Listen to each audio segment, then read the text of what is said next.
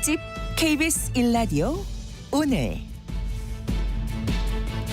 안녕하세요. 특집 KBS 1라디오 오늘 전종철입니다. 문재인 정부 당시 청와대가 울산시장 선거에 개입했다는 의혹 사건 1심 판결에서 법원은 청탁 수사 혐의를 유죄로 보고 송철호 전 울산시장과 황운하 민주당 의원, 백원우 전 청와대 민정비서관 등에게 실형을 선고했습니다. 오늘 새벽 경주 지진 소식과 함께 뉴스 브리핑에서 자세히 살펴봅니다. 신범철 전 국방차관 전화로 연결해서 군사 정찰 위성 발사와 남북 군사 합의 파기 이후 북한의 동향 분석해 보겠습니다. 이어서 이용욱 국민의힘 의원과 함께 험지 출마 선언 등 총선을 앞둔 정치권 현안 짚어봅니다. 11월 30일 목요일 특집 KBS 1라디오 오늘 출발합니다. 특집 KBS 1라디오 오늘은 유튜브로도 실시간 방송합니다. 문자 참여는 짧은 문자 50원, 긴 문자 100원이 드는 샵 9730, 콩 어플은 무료입니다. KBS 1라디오 채널에는 정치, 경제, 사회, 문화 등 다양한 명품 콘텐츠가 있습니다. 구독과 좋아요, 댓글 많이 부탁드립니다.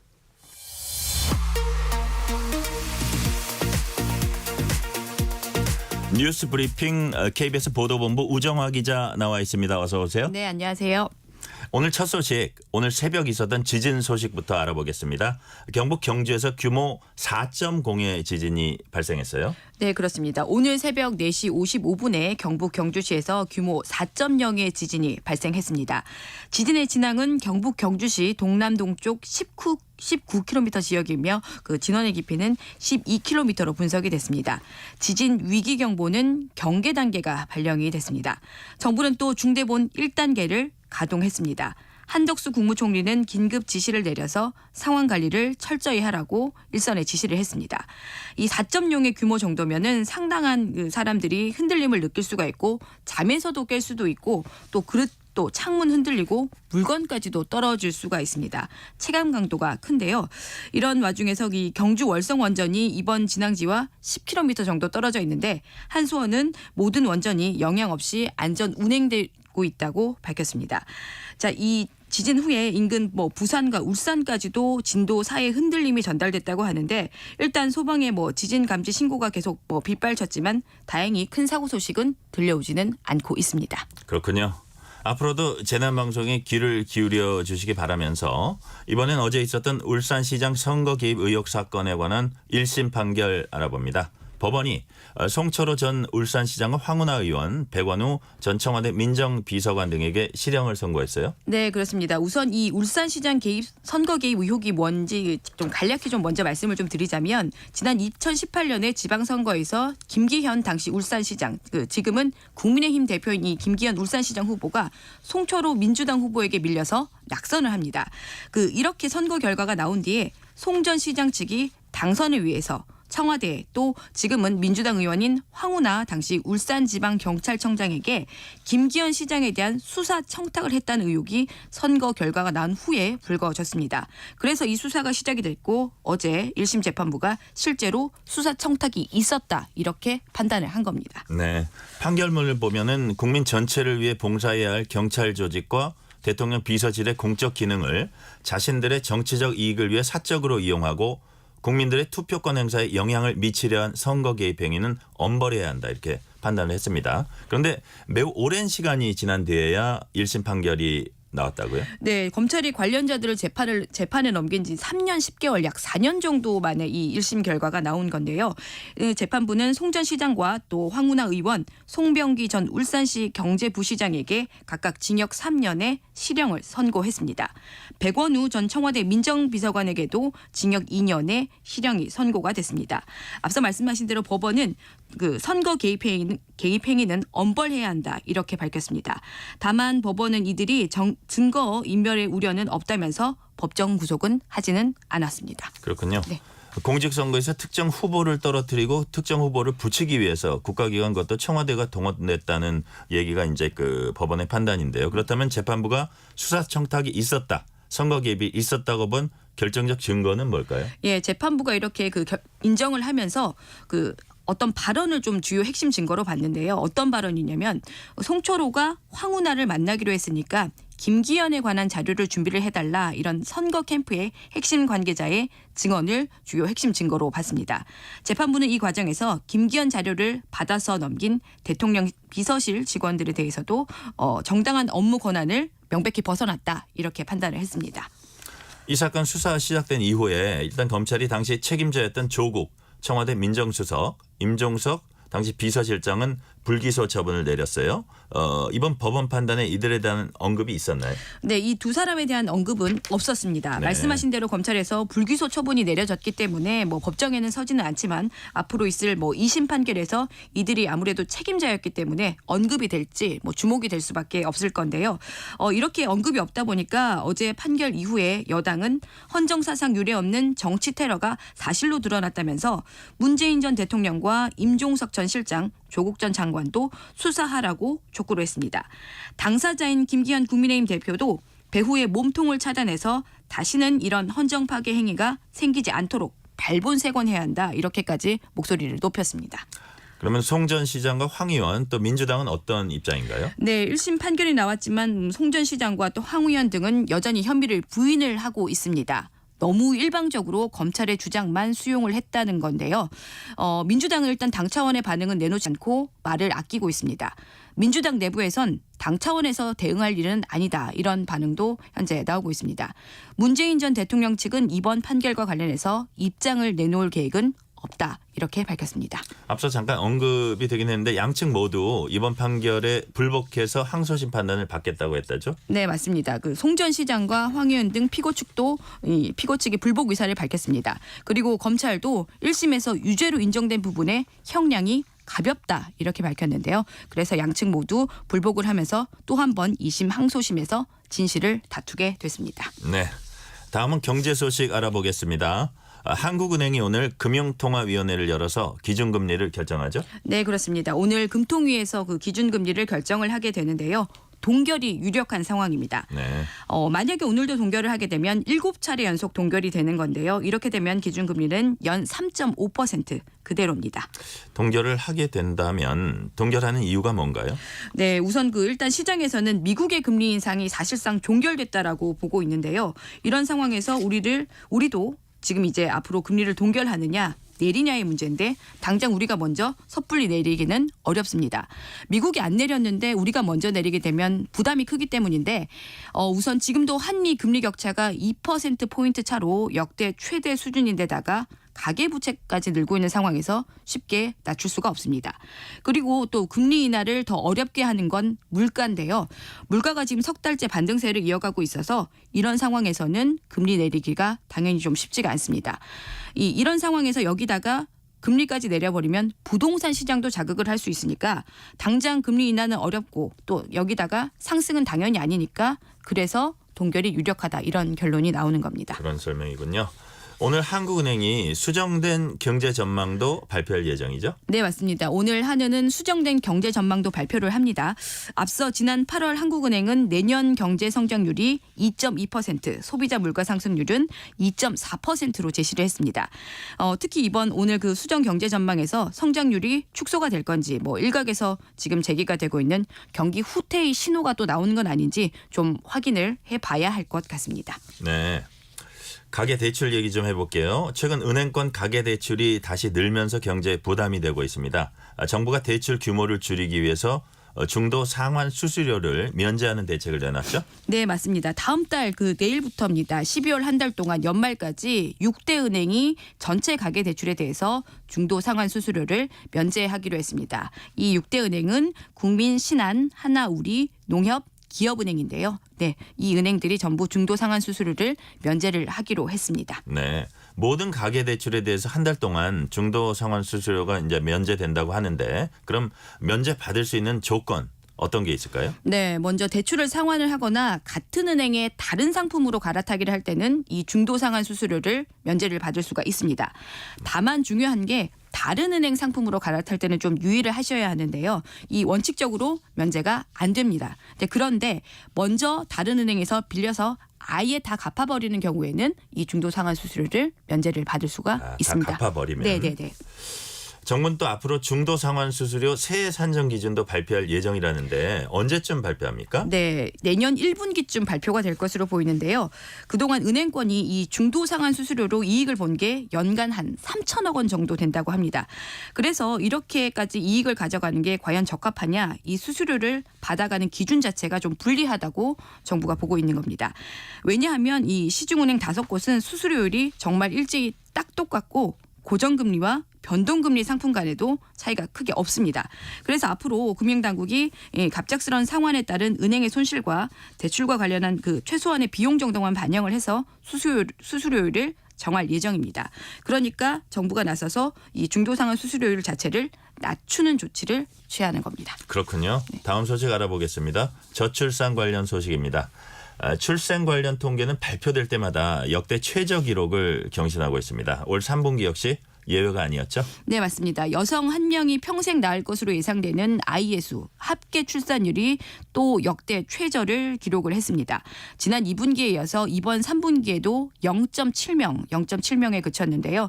이 때문에 올해 출생아 수는 23만 명 수준에 그칠 것으로 보입니다. 네, 정부나 전문가가 보는 원인은 뭔가요? 네, 뭐 결혼을 한다고 해서 뭐 반드시 출산으로 이어지지는 않는 게 이 결정적인 요인으로 좀 풀이가 되고 있는데요. 통계로도 이런 부분이 확인이 되고 있습니다. 최근 결혼한 부부의 합계 출산율이 급감하고 있는데요. 그러니까 이 사실 결혼 건수 자체도 줄고 있는데 결혼을 해도 아이까지 낳지 않는 경향이까지 겹치면서 이 출생아 수가 급격하게 줄어들고 있는 겁니다. 엎친 데 겹친 거네요. 네. 미국의 한 석학은 한국의 출산율 추이를 보고 이렇게 말했어요. 한국 망했다. 실제로 이렇게 아이를 낳지 않으면 당연히 우리 사회가 짊어져야 할 부담이 엄청 크겠죠? 네, 맞습니다. 이 우리 국회 예산정책처에서도 이 결과를 내놨는데요. 앞으로 출산율이 반등을 하지 않으면 2040년 이후 경제 성장률이 연평균 0%대가 지속이 될 거라고 내다봤습니다. 초등학생 수는 초등학교의 학급당 학생 수는 21명에서 또 10명으로 군에 현역 입대하는 자원도 18만 명에서 무려 10만 명까지 줄어들 것으로 이 예산정책처는 내다보기도 했습니다. 말 그대로 반토막이네요. 네. 다음 소식 알아보겠습니다. 전 국가대표 펜싱 선수였던 남현희 씨와 교제했던 전청조 씨. 전 씨에 대해 검찰이 사기 등의 혐의로 기소 결론을 내렸죠. 네, 서울 동부지검 형사 2부는 사기와 공문서 위조 또 위조 공문서 행사 등의 혐의로 26살 여성인 전청조 씨를 구속 기소했다고 밝혔습니다. 또 전 씨의 경호원 행세를 하면서 전 씨가 가로챈 돈을 일부를 나눠 가진 이 26살 남성 A 씨도 역시 사기 혐의로 함께 구속 기소를 했습니다. 전 씨 등은 올해 3월부터 8개월 동안 재벌들만 아는 은밀한 투자 기회라면서 해외 비상장 주식 투자금 등의 명목으로 22명으로부터 약 27억 2천만 원을 가로챈 혐의를 받고 있습니다. 전 씨는 또 지난해 4월부터 올해 2월까지 같은 방법으로 피해자 5명으로부터 약 3억 5,800만 원 정도를 가로챈 혐의도 역시 함께 받고 있습니다. 합해서 한 30억 원 되네요. 네, 그렇습니다. 특히 이번엔 전 씨가 신분증을 위조한 사실도 드러났죠? 네, 이렇게 사기 등 각종 범죄를 저지르면서 전 씨는 범행에 사용을 하기 위해서 자신의 사진이 부착된 남성의 주민등록증을 위조해서 피해자들에게 보여준 것으로 드러났습니다. 신분증 위조뿐만 아니라 다른 문서 위조도 이번에 확인이 됐는데요. 전 씨는 국내 유명 기업의 대표이사 명의로 된 용역 계약서도 위조를 해서 피해자들에게 제시를 한 것으로 확인이 됐습니다. 네. 다음 소식입니다. 어제 저녁 경기도 안성시의 칠장사라는 사찰에서 불이 났는데 한 명이 숨진 채 발견됐습니다. 그런데 이 사망자가 다름 아닌 조계정 총무원장을 지냈던 자승 스님이라고 밝혀졌어요. 네, 그렇습니다. 이 천년고찰 칠장사에서 어제 저녁 6시 50분쯤에 불이 시작이 됐는데요. 승려들이 머무르는 숙소인 요사체에서 사망자 한 명이 발견이 됐습니다. 경찰 확인 결과 앞서 말씀하신 대로 사망자는 조계종 총무원장을 지낸 자승 스님이었습니다. 조계사 관계자는 현장에서 유서로 추정되는 메모가 발견됐다고 했는데요. 경찰은 이 유서의 진위 여부와 또 내용 등을 함께 조사할 방침입니다. 또 정확한 사고 원인도 규명하기 위해서 부검도 고려를 하고 있습니다. 다음 소식입니다. 최근에 젊은 세대 사이에선 희소성 있는 인기 제품을 산 뒤에 웃돈을 얹어서 되파는 재테크가 유행하고 있는데요. 샤넬, 나이키 이런 유명 브랜드에선 이걸 원칙적으로 금지하고 있다는데 공정위가 제동을 걸었어요. 네, 그렇습니다. 이 젊은 세대들 사이에서 용돈벌이로 이 한창인데요. 이렇게 웃돈 받아 파는 걸 리셀테크라고 하는데 공정위가 이런 재판매를 막아온 샤넬과 나이키 등의 이 재판매 금지 약관을 불공정하다고 판단을 했습니다. 그래서 공정위는 이 약관들을 바로잡았다고 했는데요. 그동안은 이렇게 재판매를 하다가 적발이 되면 뭐 회원 자격을 박탈을 한다든지 불이익을 줬었는데 이런 것들을 아예 없애기로 한 겁니다. 그렇군요. 또 고객들에게 모두 책임을 떠넘기는 듯한 브랜드들에 대해서도 공정위가 시정에 나섰어요. 네, 맞습니다. 이번에는 샤넬과 나이키, 에르메스까지 포함이 됐는데요. 이들 브랜드는 사업자들에게 책임이 있어도 자신들이 일체 책임을 안 진다고 했다가 이번에 지적을 받았습니다. 예를 들면은 보수와 뭐 점검 이런 서비스 중단에도 이 내부 문제 때문에 생긴 이 문제들도 고객들의 손해로 떠넘겨서 이렇게 무조건 책임을 지지 않겠다고 해서 지적을 받았는데요. 공정위는 이번에 이런 문제 때문에 고객이 피해를 입으면 당연히 이 해당 브랜드들이 책임을 지도록 시정을 했다. 이렇게 밝혔습니다. 그렇군요. 오늘 여기까지 듣겠습니다. KBS 보도본부 우정화 기자였습니다. 수고했습니다. 네, 감사합니다. 지진 관련 사연 하나 소개해드리겠습니다. 이남미 님이 이제 보내주신 소식인데요. 지진 지역 아파트 주민입니다. 안방 화장실에서 배관 흔들리는 소리가 들리고 침대가 많이 흔들렸습니다. 추가 피해 없길 바랍니다. 지금 시각 7시 36분입니다. 출근길 날씨 정보입니다. 지금은 경기 북동부와 강원 내륙과 산지, 일부 경북 북부에 한파특보 발효돼 있고요. 서울의 기온이 영하 7.3도로 하반기 최저 기온입니다. 대관령이 영하 13도, 파주도 영하 8도까지 내려앉았고요. 강한 바람 탓에 체감온도가 많이 내려앉아 있습니다. 오늘 낮 기온도 서울이 0도에 그치는 등 전국 대부분 5도 안팎에 머물겠고요. 이번 추위는 주말 오후부터 서서히 풀려서 다음 주에는 추위가 주춤하겠습니다. 오늘은 충남 서해안과 전라권 서부, 제주도 중심으로 눈이나 비 예보가 있는데 내일까지 이렇게 서쪽 중심으로 이어집니다. 눈이 대부분 1에서 5cm 예보도 있고요. 전라권이 2에서 7, 제주 산지 최고 10cm 이상이 지나겠고요. 빙판길 주의하셔야 되겠습니다. 건조특보는 강원 동해안과 경상권 해안에 발효 중입니다. 오늘 새벽 4시 55분 경북 경주시 동남동쪽 19km 지역에서 규모 4.0의 지진이 발생했습니다. 올해 육상 지진 중 가장 강했습니다. 참고하시기 바랍니다. 현재 서울 기온 영하 7.3도입니다. 날씨 정보 최영우였습니다. 계속해서 이 시각 교통 상황 KBS 교통정보센터의 김민혜 씨가 정리해 드립니다. 네, 이 시각 교통 정보입니다. 고속도로 출근길 이동량 빠르게 늘면서 곳곳으로 정체 이어지고 있는데요. 우선 수도권 제일순환고속도로 일산에서 판교 쪽으로 서운 분기점에서 소래터널까지 8km 정체되고 있는데요. 이 소래터널 부근 3차로에서는 고장난 화물차도 처리하면서 부근으로 더 혼잡한 모습 이어지고 있습니다. 또 시흥 휴게소 부근 1, 2차로에서는 낙하물을 처리하고 있고요.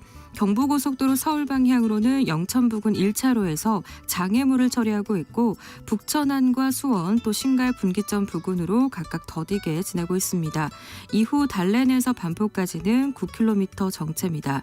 영동고속도로 강릉 쪽으로는 서창 분기점에서 월곡 분기점 사이로 주춤하고요. 안산 분기점에서 부곡까지는 10km 정체입니다. 지금까지 KBS 교통정보센터였습니다.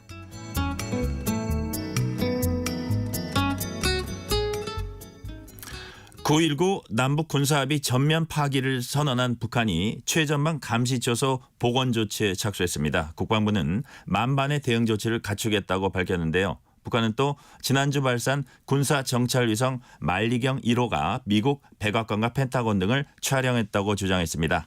신범철 전 국방부 차관 전화 연결돼 있습니다. 신 차관님 안녕하세요. 예, 안녕하세요. 네. 신 차관님은 윤석열 정부 출범부터 최근까지 1년 반 정도 국방부 차관을 지냈습니다. 그 전에 전문가 또는 정책 자문가일 때와 비교하면 사뭇 달랐을 것 같은데요. 국방정책 집행의 최전선에서 직접 부딪히며 겪었던 소회는 어땠는지 좀 간단히 말씀해 주세요. 예, 아무래도 책임감 부분이 일반 전문가로서 활동할 때와 약간 차이가 있는 것 같아요. 정부는 의사결정을 하는 곳이고 그렇기 때문에 하나하나 의사결정을 내릴 때마다 막중한 책임감을 느꼈습니다. 그런 부분이 가장 큰 차이인 것 같아요. 그 학자로 계실 때보다는 더 치열하다는 것도 느꼈을 것 같아요. 그렇죠. 학자는 제가 생각하는 바를 그대로 전달만 하면 되는 건데 이쪽에서는 저와 다른 사람, 의견이 다른 사람도 존재하잖아요. 네. 그런 것들을 설득하고 또 뭐 저보다 상관한테는 상관의 지침을 이행하는 문제도 있고 그러니까 조금 더 의사결정 메커니즘이 복잡했다. 그렇게 말씀드릴 수 그렇군요. 있겠습니다. 네. 지금부터 현안 본격적으로 짚어보겠습니다. 최근 북한이 9.19 남북 군사합의 파기를 선언하면서 비무장지대 내 최전방 감시초소 GP죠. 병력과 장비 다시 투입하고 감시소 설치하고 있다고 이제 군 당국이 밝혔어요. 북한군의 이런 일련의 움직임 어떻게 보십니까? 뭐 9.19 군사합의 일부 조항을 효력 정지할 때 북한은 그 책임을 우리에게 전가하기 위해서 위기 조성을 할 수 있다. 이런 부분은 저희도 충분히 인식을 했어요. 네. 그런데 지금 뭐 그러한 예상과 크게 차이 없이 북한이 행동을 하면서 위기 조성을 할 수 있다 하는 그런 메시지를 내는 것 같습니다. 그러니까 북한의 첫 군사적 조치 가운데 우선 GP 복원하고 GP의 병력과 중화기 투입한 조치를 먼저 시작한 뭐 의도랄까 뭐 이유가 있을까요? 예, 뭐 있다고 봅니다. 사실 우리가 가장 피하고 싶은 게 군사 분계선 인근에서의 무력 충돌 아니겠습니까? 네. 긴장이 고조되니까 그거를 북한은 역으로 활용하는 거죠. 그러면서 GP에 그런 그 중화기도 도입하고 하면서 충돌할 수 있다 하는 식의 심리전을 갖다가 전개하는 거라고 봅니다. 긴장 고조네요. 네, 그렇죠. 네. 남북한은 9.19 군사합의 체결 이듬해인 이제 2019년에 군사합의 체결이 2018년이 맞죠? 그러니까 네, 맞습니다. 이듬해가 네. 이제 2019년인데 그 당시에 이제 폭파 방식 또는 굴착기를 동원한 방식으로 각각 10여 개의 GP를 이제 철거를 했어요. 그래서 네. 이번 GP 복원이 하나로 끝날 것 같진 않다. 뭐 이런 관측이 나오는데 어떻게 보세요? 예, 뭐 아마 북한은 그때 한 것이 저희 11개거든요. 정확하게.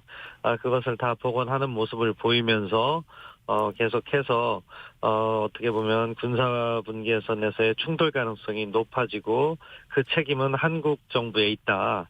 이런 메시지를 내려고 노력할 거예요. 그러면서 의도적으로 긴장을 조성하고 이런 분위기가 아마 내년 4월 총선에까지 영향을 미치도록 뭐 단발성으로 그치는 것이 아니라 계속 연쇄적으로 네. 비단 GP뿐만 아니라 여러 가지 조치를 취할 가능성이 있다고 봅니다. 그렇군요. 그렇다면 당장 우리 군이 할 수 있는 대응 조치에는 어떤 게 있나요?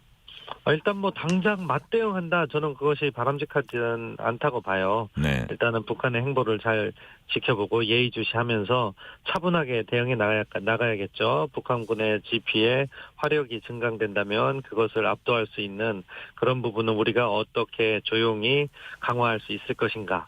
뭐 그것 말고도 이제 북한이 해안포를 갖다가 다시 개방한다거나 하는 추가적인 조치들도 취할 것인데 그때 사실 우리가 대비태세를 잘 유지하고 전력을 증강시켜 놓음으로 해서 북한이 실제로 도발을 할 때 승산이 없겠구나 하는 판단을 하게 한다면 군사적 충돌은 발생하지 않는 거거든요. 네. 그런 부분이 이제 저희가 중점을 두고 이행해 나가야 될 사안들이다 그렇게 생각합니다. 네.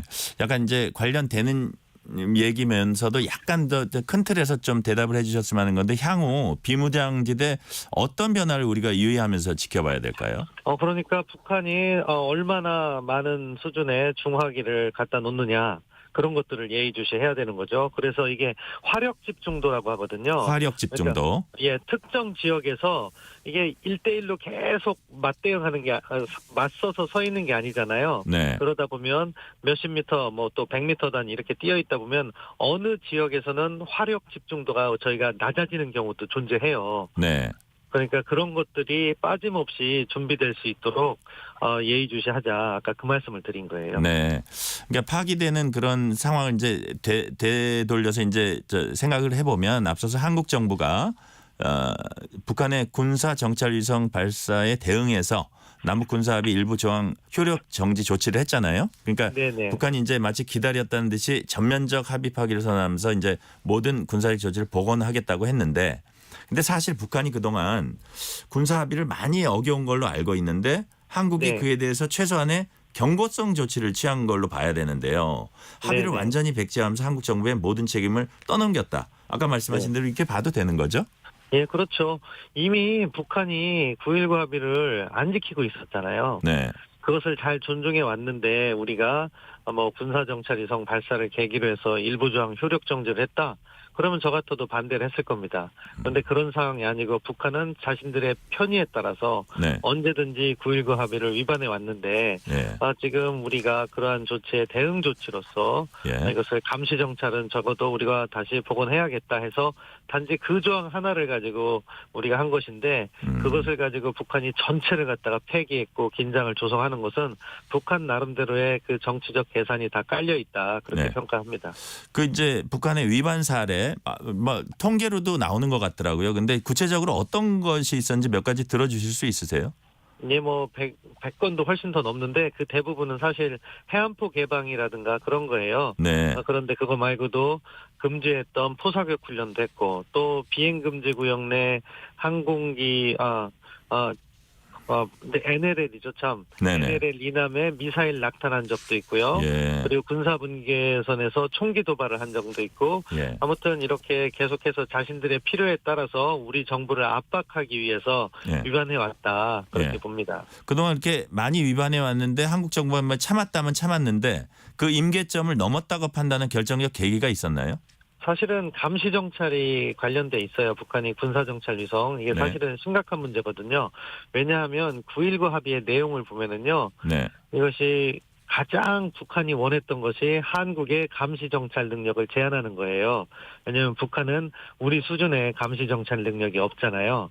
그런데 이렇게 9.19 합의를 통해서 자신들이 가장 비교 우위에 있는 핵 문제는 전혀 언급도 없이 한국이 비교 우위에 있는 감시 정찰을 묶어놨는데 그 사이에 북한은 이제 군사 정찰 위성이라든가 감시 정찰 관련해서 무인기를 개발한다든가 하는 능력을 키워나가고 있잖아요. 네. 그렇다면은 이것은 불균형적인 위협이 되는 거죠. 그렇군요. 따라서 우리도 이 부분 때문에 이번에 감시 정찰과 관련된 효력 딱 그 조항 하나를 정지시킨 건데 네. 북한은 그것이 자신들이 가장 한국군의 역량을 묶어두기 위한 것이었기 때문에 이렇게 과잉 반응으로 나오고 있다. 그렇게 네. 생각해요. 거슬러 올라가면 2018년 합의 자체에도 문제가 있다고 보고 계세요? 예, 그렇습니다. 제가 말씀드린 것처럼 일단 이 군사적 긴장 완화, 군사 합의 관련해서는요. 상대가 가장 불편해하거나 두려워하는 것을 묶어놓고 긴장을 완화시켜야 되잖아요. 네. 그런데 우리 같은 경우에는 가장 비교 우위에 있는 감시정찰 능력을 제한시켜놨어요. 네. 비행금지 구역으로. 그런데 북한 같은 경우에는 우리가 가장 두려워할 수 있는 핵 능력과 관련해서 어떠한 내용도 포함시키지 않았다는 거죠. 네. 최소한 뭐 대화를 재개해 나간다, 남북 간에 논의한다 정도만이라도 들어가 있다면 평가를 해줄 수 있는데 네. 하에 빠져 있어요. 네. 그렇기 때문에 처음부터 불균형적인 그런 모습을 노출한 거죠. 한쪽은 손을 묶어놓고 다른 한쪽은 마음대로 한다. 뭐 그런 것으로 이제 이해가 되는데요. 지금 상황으로 이제 돌아와서요. 북한은 GP뿐 아니라 지상, 해상, 공중에서 중지했던 모든 군사적 조치 회복하겠다고 밝혔습니다. 도발 가능성은 높아졌다고 봐야 되나요? 예, 뭐 위기 조성을 하기 위한 그런 행보는 많이 할 거예요. 그렇지만 실제 도발을 해오는 거는요. 도발의 성공 가능성이 있어야 돼요. 도발을 했는데 패퇴하게 되면은 그 책임은 누구한테 가겠어요? 바로 김정은한테 가게 되잖아요. 그렇기 때문에 혹시라도 한국군의 약점이 있는지 네. 자신들의 도발이 통할 수 있는지 그런 부분을 면밀히 분석하고 있을 거예요. 따라서 네. 도발을 막는 최선의 방법은요. 우리가 각각의 지점에서 대비태세를 완비함으로 해서 북한에게 도발을 하더라도 성공하지 못한다 하는 인식을 심어주는 것이 가장 바람직한 방법이라고 생각합니다. 그렇군요. 한국과 미국 정부 모두 북한의 정찰 위성체가 일단 정상 궤도에 진입했고 그 궤도를 계속 돌고 있는 것은 확인을 했습니다. 1, 2차 발사 실패 뒤에 러시아의 기술적 도움을 받은 것으로 이제 추정도 나오고 있는데요. 북한의 3차 발사는 성공이다. 이렇게 판단하십니까? 예, 군 당국의 발표처럼 궤도 진입에 성공시킨 것은 저희가 평가를 해야 된다고 봐요. 네. 무조건 북한의 군사 역량이 낮다 이렇게 이야기할 필요는 없는 거죠. 다만 북한이 워싱턴에서 펜타곤도 찍고 백악관도 찍고 했다고 주장을 하는데 네. 사진은 공개하지 않고 있잖아요. 네네. 그리고 또 지난 5월에 북한이 1차 발사할 때 저희가 그런 것을 갖다 건져가지고 분석을 해봤는데 네. 북한의 그런 위성 사진 해상도 부분은 아주 조잡한 수준이다 이렇게 말씀드릴 수 있어요.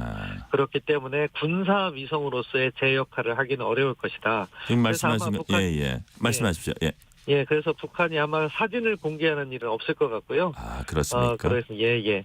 그 부분에 있어서는 저희가 조금 시간이 있다고 보는데 그럼에도 불구하고 우리가 이렇게 북한의 발달되는 기술 그리고 러시아와의 협력 가능성 이 부분은 간과하면 안 된다. 그렇게 생각해요. 예의 주시해야겠네요. 지금 네, 말씀하신 건 이제 고품질 해상도가 담보되지 않으면 이제 정찰 위성 효용 가치가 많이 떨어진다 이런 설명으로 이제 이해가 돼요. 예, 바로 그렇습니다. 네.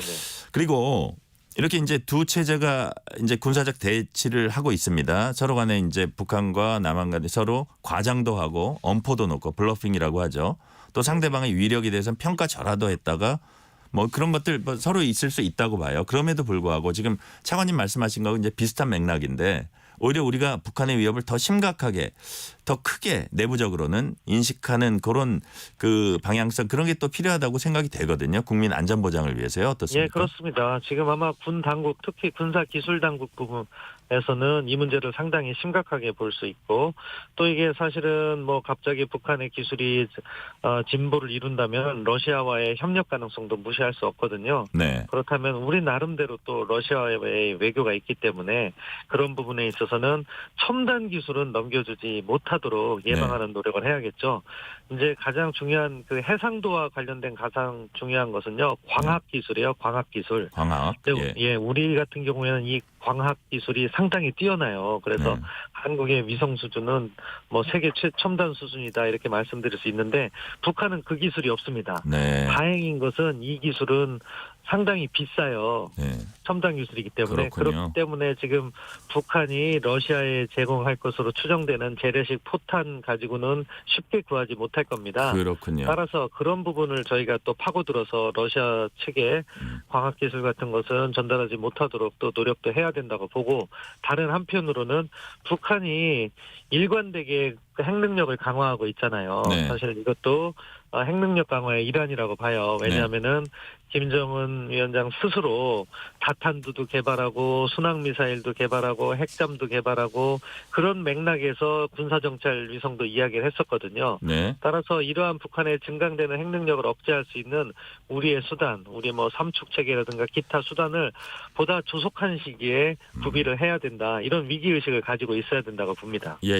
그리고 이제 또 우리가 또 긴장할 부분이 정찰 위성 발사 요게 그 자체만 그 볼 게 아니라 탄도미사일 발사하는 기술과 비슷하니까 그걸 해야 된다는 얘기도 있는데요. 그 신원식 국방장관은 북한을 향해서 망동은 파멸의 시작이다. 평화는 힘을 통한 억제력에서 비롯된다. 이렇게 말을 했어요. 근데 뭐 거짓 평화, 위장 평화 이런 건 평화가 아니고 힘이 있어야 평화가 보장된다 이런 얘기겠죠. 그럼에도 야권을 중심으로 또 일부 국민들 사이에서 강대강 대치로 한반도가 불안해졌고 국민도 좀 더 위험해진 게 아니냐 이런 지적도 나오고 있습니다. 어떻게 보세요?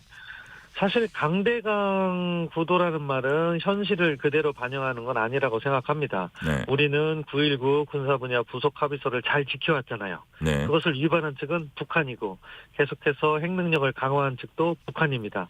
그렇기 때문에 저는 그러한 북한의 전략 도발에 우리가 전략적으로 대응해 나가는 것이다 이렇게 생각하고요. 따라서 이 규정 자체가 강대강이라면 바람직하지 않다고 봅니다. 다만 우리 일부 국민들께서 그러한 우려를 하고 있다는 것도 정부는 인식을 해야 돼요. 그렇기 때문에 우리가 긴장을 완화시킬 수 있도록 계속해서 위기관리를 해나가면서 국방당국에서는 저는 신원식 장관의 표현이 맞다고 봅니다. 힘을 통한 평화. 그래서 북한이 도발할 수 없도록 만드는 것이 가장 중요한 건데 외교적 차원이라든가 그런 부분에 있어서는요.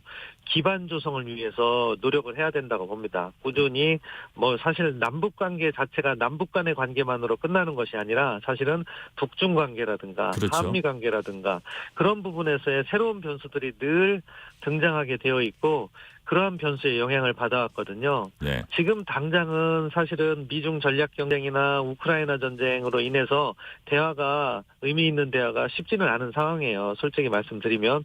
그렇지만 우크라이나 전쟁도 어느 정도 가닥을 잡으면 해소되는 국면으로 가고 또 요즘 뭐 중국과 미국도 다시 대화의 조짐이 보이잖아요. 네네. 지난번에 정상회담도 했고 그런 계기를 활용할 때 우리가 북한 문제를 반드시 끼워 넣어서 긴장 완화 쪽으로 방향을 끌고 갈 수 있는 그런 외교적 노력도 지금 상당히 기묘한 때다 이렇게 말씀드리고 싶어요. 그렇군요. 지금 사실은 한미일 동맹 강화에 따라서 북한, 중국, 러시아가 서로 뭉치니까 우리가 북핵 문제 이제 해결하기가 조금 더 어려운 그런 측면이 있지만 그 사이를 또 오히려 역으로 이용하자. 그렇게 이제 그런 말씀으로 제가 이해를 하겠습니다.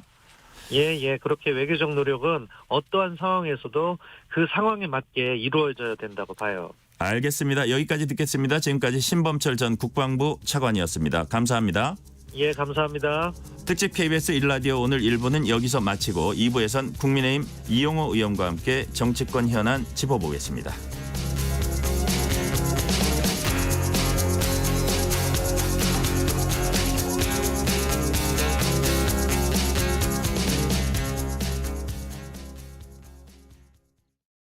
대한민국에 따뜻한 바람이 붑니다. 난치성 질환 어린이 돕기 공익신탁으로 아이들의 아픔을 보듬기 바람. 환경 지키기 공익신탁으로 깨끗한 지구를 물려주기 바람. 당신은 어떤 바람을 갖고 계세요? 당신의 바람 공익신탁이 실행합니다. 기부 목적을 정해 자산을 맡기면 기부자의 바람대로 자산을 운영해주는 공익신탁. 국가 관리로 기부 내역이 투명하게 공개돼 더 믿을 수 있습니다. 신탁으로 하는 선진국형 기부 문화. 공익신탁으로 대한민국에 당신만의 따뜻한 바람을 더하세요. 이 캠페인은 법무부가 함께합니다. 2023 KBS 1라디오 연중기획 낮은 목소리 당신의 목소리를 들려주세요.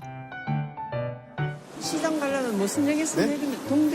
동대문 시장이요. 동대문 시장 이쪽에 타셔가지고 동대문 역사문화공원이요. 아 거기 맞아요? 예, 이쪽에서 내리시면 거기 시장도 있습니다. 여기서 타시면 바로 갑니다. 바로 가요. 예, 안녕하세요. 저는 서울 디지털 안내사로 근무하고 있는 강호영입니다. 서울시 디지털 안내사거든요.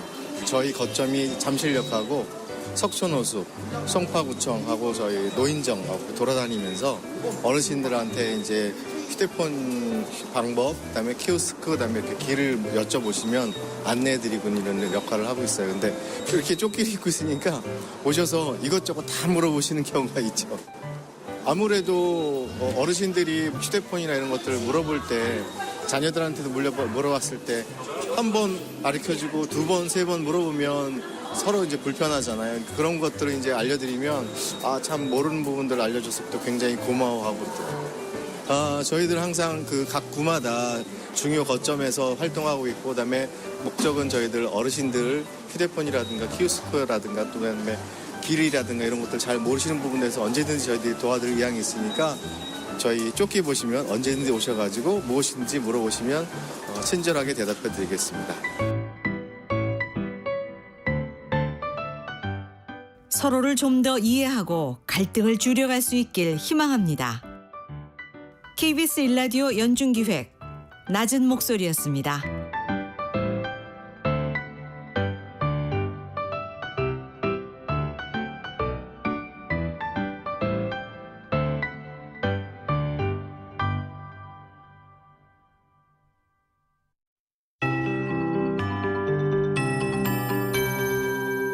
KBS 58분 날씨.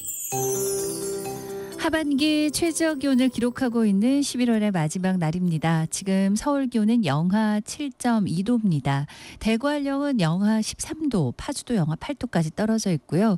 강한 바람이 불면서 체감 온도는 이보다 3도에서 5도가량 더 낮습니다. 오늘 낮 기온도 서울이 0도에 그치면서 무척 춥겠고요. 세종, 대전이 2도, 광주 3도, 대구 4도, 강릉 5도 등 대부분 5도 안팎에 머물겠습니다. 이렇게 많은 지역으로 추위가 이어지고 있고 경기 북동부, 강원 내륙 산지, 일부 경북 북부는 한파특보 내려져 있습니다. 따뜻하게 옷차림하시고요. 이번 추위는 주말 오후부터 서서히 풀려서 다음 주에는 추위가 주춤하겠습니다. 오늘은 충남 서해안과 전라권 서부 제주에 눈이나 비 예보 있고 내일까지 이어집니다. 대부분 1에서 5cm, 전라권 2에서 7, 제주 산지 최고 10cm 이상이고요. 빙판길이 우려됩니다. 각별히 주의하셔야 되겠습니다. 대부분 하늘은 그 밖에 맑겠는데요. 강원 강원 동해안과 경상권에 하는 건조특보 발효 중이고요. 지진 소식이 있습니다. 오늘 새벽 4시 55분 경북 경주시 동남동쪽 19km 지역에서 규모 4.0의 지진이 발생했고요. 올해 육상 지진 중 가장 강했습니다. 지금 피해 신고는 아직 크게는 들어있지 않지만 주의를 하셔야 되겠습니다. 현재 서울 기온 영하 7.1도입니다. 최영우였습니다.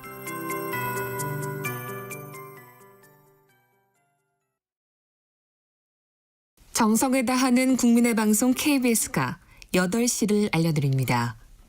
AM 711kHz, FM 97.3MHz, KBS 1라디오입니다. HLKA.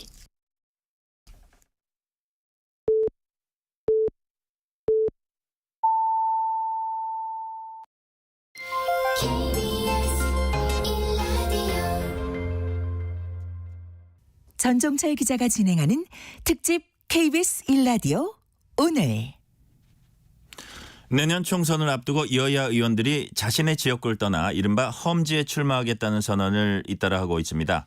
국민의힘에선 하태경 의원이 서울 종로 출마 선언을 했고 태영호 의원은 서울 강남갑 불출마를 시사했습니다. 민주당에선 이탄희 의원이 험지 출마 의사를 밝혔습니다. 국민의힘 이용호 의원 전화 연결돼 있습니다. 의원님 안녕하세요. 네, 안녕하세요. 오랜만입니다. 네, 오래간만입니다. 우선 의원님은 국민의힘 유일의 호남 지역구 의원 맞으시죠? 네, 그렇습니다. 네, 지역구가 전북, 남원, 임실, 순창. 네, 그렇습니다. 그런데 서울 마포갑 출마 의사를 밝히셨다는 걸 제가 언론 통해 이제 전해 들었거든요. 네. 호남 지역 유일한 국민의힘 의원 그 자체로서도 상징성이 매우 큰데 왜 굳이 그 지역구를 떠나서 서울로 옮기려고 하세요? 오래전에 그 뜻을 밝혔는데요. 사실 정치는 현실입니다. 그렇기 때문에 제 지역이 국민의힘으로 봐서는 사지, 험지가 아니라 사지이고요. 네. 제 지역구 자체가 또 인구 하한선이 무너져서 공중 분해되는 그런 상황에 이르렀기 때문에 제가 차라리 많이 비어있는 수도권으로 지역구를 옮겨서 한석을 더 얻을 수 있다면 우리 국민의힘의 윤석열 정부에 도움이 될 것이다 이렇게 생각을 하고 지난해 사실 결정을 했습니다. 아 그렇군요. 그러니까 지역구 자체의 사정이 있었군요. 네, 그것도 큽니다. 네, 그렇고 지금의 이 흐름 속에서 볼 때는 또 이런 흐름이 또 당에 맞는다 이런 생각도 하신 것 같아요. 그게 더 당에 도움이 된다고 생각을 했습니다. 그렇군요. 서울 마포구 갑 현역 의원이 민주당 의원이죠? 네, 그렇습니다. 제가 알기로는 노웅래 의원. 그러니까 네. 당장 당내에서도 경쟁자들이 꽤 있는 걸로 알고 있습니다. 네, 마포 갑의 뜻을 둔 분들이 여러 분 계십니다. 한 분 한 분 다 좋은 분들이고 경쟁력이 있는 분들이어서 저는 개인적으로는 이 좋은 분들을 한 곳에서 인적 자원을 소진하기보다는 당에서 교통 정리를 좀 해주면 어떨까 그런 생각을 하고 요청을 하고 있습니다. 그렇군요. 의원님은 이제 방금 제가 말씀드린 대로 민주당 현역 의원 지역구를 이제 생각하시고 계신 건데, 근데 이제 하태경 의원이 국민의힘 현역 의원이 있는 서울 종로 출마를 선언을 했어요. 최재형 의원 지역구죠. 그래서 당 일각에서 왜 하필 서울에 몇 개 있지도 않은 국민의힘 현역 의원 지역구로 왔냐 이런 지적도 일부 나오고 있습니다. 어떻게 보세요? 저는 하태경 의원이 가장 먼저 그 부산 지역구를 이제 떠나서 수도권 험지로 오겠다고 선언을 했기 때문에 굉장히 용기 있는 희생적인 그런 결단이라고 생각을 했고요. 그런데 이제 종로로 가는 거에 대해서는 여러 가지 이제 의견이 엇갈리고 있는데, 네. 저도 개인적으로는 민주당 의원이 있는 쪽으로 갔으면 어떻을까 이런 생각을 해봅니다.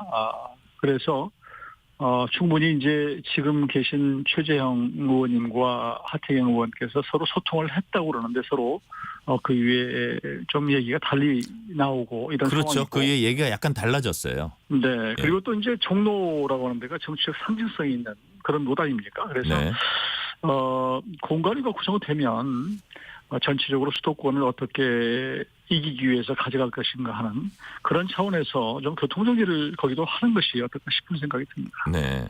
험지 출마 얘기 조금 더 이어가 보면 국민의힘 대표적 우세 지역이 이제 강남 갑 아니겠습니까? 거기 이제 현역 의원이 태영호 의원인데 태 의원이 민주당이 깃발 내리꽂은 험지라도 당에서 가라고 하면 가서 치열하게 싸우겠다 이런 말을 했어요. 태 의원이 강남 갑을 포기하고 어려운 지역구로 가려는 이유 뭐라고 보세요? 아무래도 이제 강남 갑을 뭐 이런 쪽, 그 서초 이런 쪽은 우리 당으로 봐서는 정말로 그 공천하면 되는 영남 못지않은 지역이거든요. 아니면 뭐 광주 전남 같은 예, 네, 광주 전남 민주당이요. 민주당 호남 같은 그런 데죠. 그래서 네.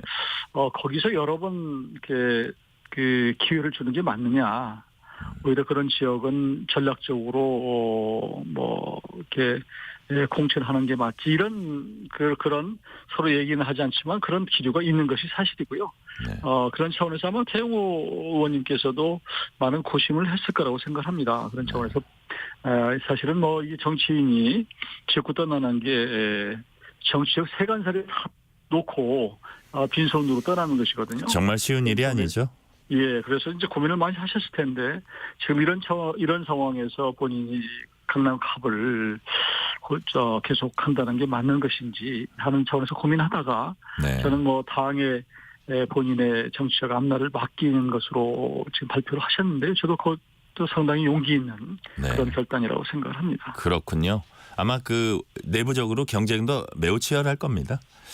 더구나 네, 보고요. 네네. 더구나 이제 개각과 대통령실 개편이 임박했어요. 그 규모가 매우 클 것으로 예상이 되고 있는데 이제 출마가 확실치되는 장관들 추경호 경제부총리, 원희룡 국토부 장관, 박민식 국가보훈부 장관 등입니다. 이 가운데 원희룡 장관은 인천 계양을로 가서 민주당 이재명 대표 이제 맞대결한 방안 이제 검토한다는 보도가 나왔고 기자들이 물어보니까 굳이 부인하지 않고 희생을 강조했어요. 원 장관의 행보 어떻게 보세요? 원 장관은 뭐 지금 내각에 계시지만 정치인이고요. 지난번에도 대선 후보까지 본인이 이제 뜻을 밝히고 또 움직였던 분이기 때문에 우리 당으로 봐서는 큰 인적 차원이죠. 그런 차원에서 본인이 정치적 행보를 하는 것이고 구체적으로 인천 계양을 뭐 찍은 것은 아니지만 우리 당의 승리를 위해서는 어디든지 갈 수 있다고 하는 그런 말씀하셨기 때문에 원희룡 장관도 어디에 가시는 게 우리 당을 위해서 가장 좋은 것인지 하는 부분은 조금 시간을 가지고 네. 당과 상의를 해서 결정해 나가지 않을까 싶습니다. 그렇군요. 그래도 이제 가장 관심을 모으는 장관은 아무래도 이제 한동훈 장관일 겁니다. 한동훈 네. 장관의 최근의 행보를 보면 이제 총선에 출마할 것이다 이런 그 관측이 이제 많이 있는 게 사실인데 또 최근에 보도들 나오는 거 보면 이번 12월 초 개각에는 포함될지 안 될지 불투명하다 이런 관측도 또 나오고 있거든요. 한동훈 장관 총선 출마 가능성 어떻게 보세요? 저는 지금은 뭐 출마 쪽으로 거의 마음을 굳히고 지금 움직이는 것으로 이렇게 보이고요. 네. 지금 이번 개각을 하든 또 1월 초 사실은 한 달도 채 남지 않았거든요. 큰 차이가 아니죠. 네, 한 달 정도인데 그게 공직 사퇴 시한입니다. 그래서 그 한 달 사이에 뭐 큰 차이가 있는 것이 아니기 때문에 아마 한동훈 장관은 최대한 늦춰서 그 법무부 장관으로서 할 일을 하고 그리고 나오지 않을까 그런 생각을 합니다. 그러니까 원희룡, 박민식 이런 분들하고 약간 시차를 둘 가능성도 있다 그런 말씀으로 이해가 되네요. 네, 저는 그렇게 봅니다. 한 장관이 등판했을 경우에 총선 판세에 미치는 영향, 파급력 어떻게 전망하세요? 우리 당에는 굉장히 큰 도움이 되리라고 생각을 합니다. 지금 그렇지 않아도 우리 당에서 소위 선거에 있어서 집대 효과라고 그럴까요? 뭔가 화제를 일으키고 또 화제를 모으는 그런 사람이 비교적 적기 때문에 그 역할을 이번에는 한동훈 장관이 할 것이다. 한동훈 장관이 우리 당의 선거에 있어서 뭐 치어리더 역할을 할 수 있다고 생각을 하고요. 네. 특히 젊은층 또 여성들에게 많은 그 주목을 받고 있기 때문에 인기가 있기 때문에 그런 면에 있어서는 큰 도움이 되리라고 생각을 합니다. 그렇군요. 국민의힘은 당무 감사 결과 당협위원회 46곳에 대한 컷오프, 즉 공천 배제를 권고했다고 밝혔습니다. 어제는 공천관리위원회도 예정보다 한 달 가까이 빠른 12월 중에 이제 출범하기로 했다 이렇게 밝혔거든요. 아무래도 이 총선 시기가 빨라지는 느낌인데 국민의힘이 이렇게 다소 서두른 이유가 뭘까요? 저도 좀 이게 맞는 것인지는 잘 모르겠어요. 물론 선거에 있어서 선제적으로 준비하고 또 수도권 같은 경우는 미리 후보를 좀 결정을 해서 움직일 수 있는 시간적 여유를 주는 게 필요하다고 생각하는데요. 네. 이게 이제 김기현 우리 대표 현 지도부 체제와 관계가 되기 때문에 그러니까 이제 혁신위라고 하는 게 거의 이 역할을 지금 다한 그런 상황이기 때문에 네. 공관위로 이렇게 어떤 공관위를 다시 출범시켜서 국면을 좀 전환시켜야 되는 것이 아닌가 이런 생각도 해봐요. 네. 저는 뭐 좀 지켜봐야 되겠지만 이 공관위를 이렇게 일찍 띄우는 것이 어떤 장단점이 있는지를 좀 더 또 봐야 되지 않을까 그런 차원에서는 좀 조심스럽게 보고 있습니다. 예, 그 총선기획단 배준영 의원은 이 관련 브리핑을 하면서 유능한 인재를 빨리 발굴해서 총선 승리 확률을 높이고자 한다. 뭐 이런 얘기를 하긴 했습니다. 네, 뭐 그렇게 볼 수도 있고요. 그러니까 이제 지금 사실은 더 일찍 그 비어 있는 당협위원장 같은 경우는 좀 채우고 시작을 했어야 되는데 너무 늦었지 않나 이런 아쉬움은 있는데 과연 지금 사실은 뭐 잘 알다시피 논란은 현 지도 체제 가지고 성서를 치를 수 있느냐고 하는 네. 그런 뭐 시각이 없는 것이 아니에요. 예. 그런 상황에서 현 지도 체제 현 지도부가 공관위를 띄워서 가는 게 맞느냐 그런 일각의 비판도 있죠. 네. 아까 이제 당무감사 말씀드렸는데 국민의힘 현역 의원 중 그 당무감사에서 이제 공천 배제 권고받은 그 비중이 영남권 의원들이 이제 많이 포함됐다 이렇게 알려졌거든요. 그래서 이제 대구 경북 지역 같은 이 영남권 의원들 뒤숭숭한 분위기라는데 특히 영남 지역의 대폭적 물갈이가 국민의힘에 큰 도움이 된다고 보십니까? 저는 어떤 뭐 목표 설정을 하고 인위적 물갈이하는 것은 바람직스럽지 않다고 생각합니다. 네. 국민들도 뭐 그런 것들에 감동을 받지는 않을 것이고요. 다만 이제 영남권 의원이 당무감사 결과에 이제 낙제점으로 대가 포함이 된 것은 현역 의원이 영남권에 많기 때문이다. 그렇게 네. 보는 것이고요. 어떤 경우든지 간에 현역 의원에 대한 아니면 뭐 당협위원장도 마찬가지고요. 객관적 의정 평가 그리고 엄격한 자격 심사 이런 것들로 걸러내야지 처음부터 뭐 30%다, 뭐 20%다, 50%다 이걸 선을 정해놓고 수치에 집착하고 네, 그렇게 하는 것이 무슨 감독이 되는지는 잘 모르겠어요. 그러니까 어떤 지금 의원님 말씀은 수치보다는 어떤 그거의 질. 그렇죠. 엄격한 자격 심사 예를 들면 뭐 그동안에 무슨 뭐 고설수가 있었거나 또 결정적인 무슨 의정 활동에서 있었을 때 여러 가지 뭐 평가들이 있거든요. 또 뭐 음주운전이 됐거나 뭐 그 위에 뭐 발언 실언이나 이런 것들 또 그 위에 그 사이에 무슨 뭐 징계를 받았거나 네. 여러 가지들이 있기 때문에 그 부분에 대해서 이렇게 하고 또 여론조사 같은 경우에도 뭐 객관적 지표로 확실하게 몇 군데를 조사를 해서 그게 어떤 지표에서 떨어진다라고 했을 경우에는 본인들도 수긍을 하겠죠. 그런 명백한 객관적인 평가 기준, 자격 심사 이런 걸 통해서 해야지 목표를 정해놓고 커트라인을 정하는 것이 맞느냐 그런 생각입니다. 네.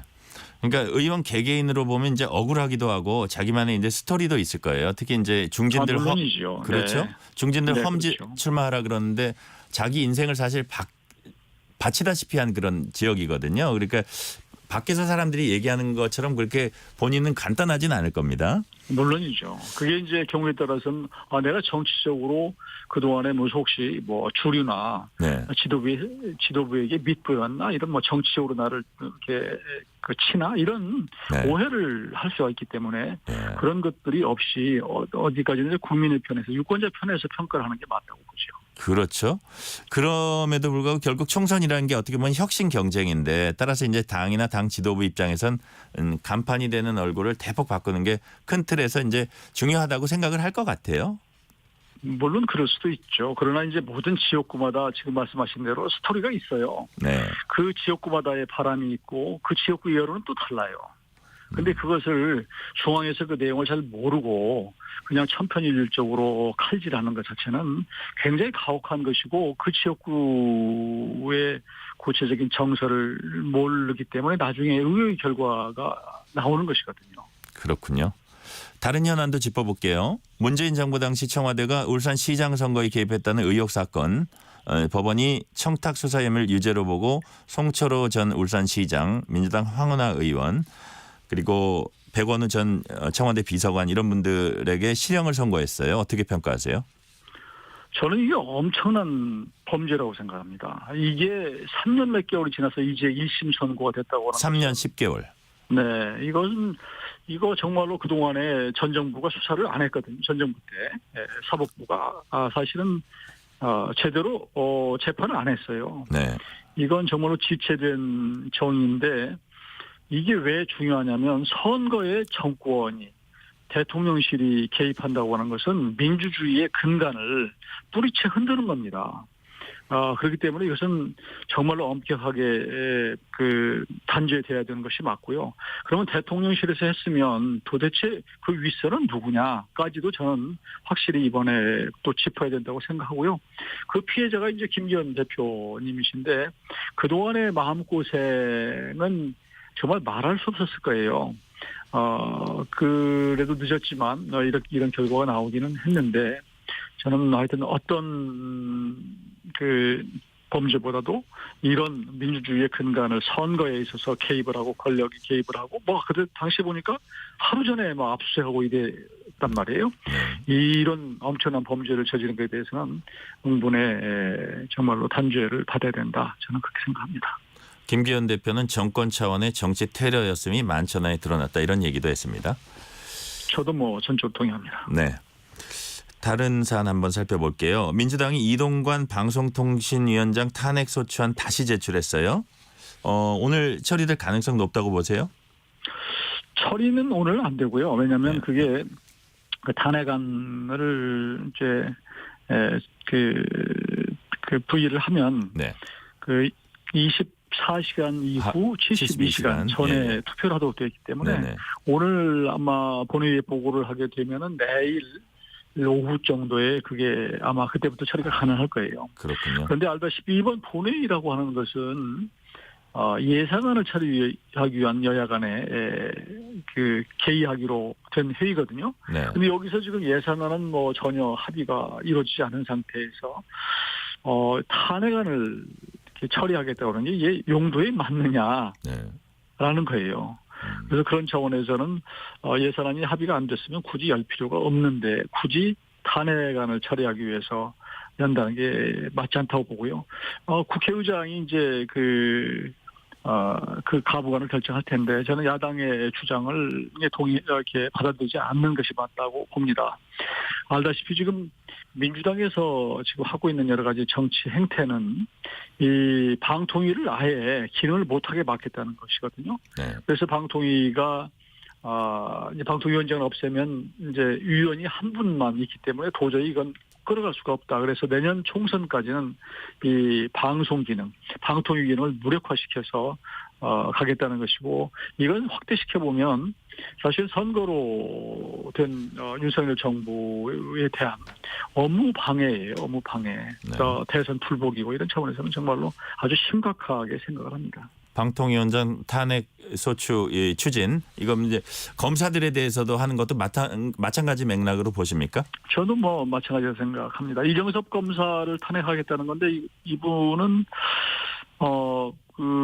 지금 이재명 대표를 수사했던 검사거든요. 네. 이건 보복 탄핵이에요.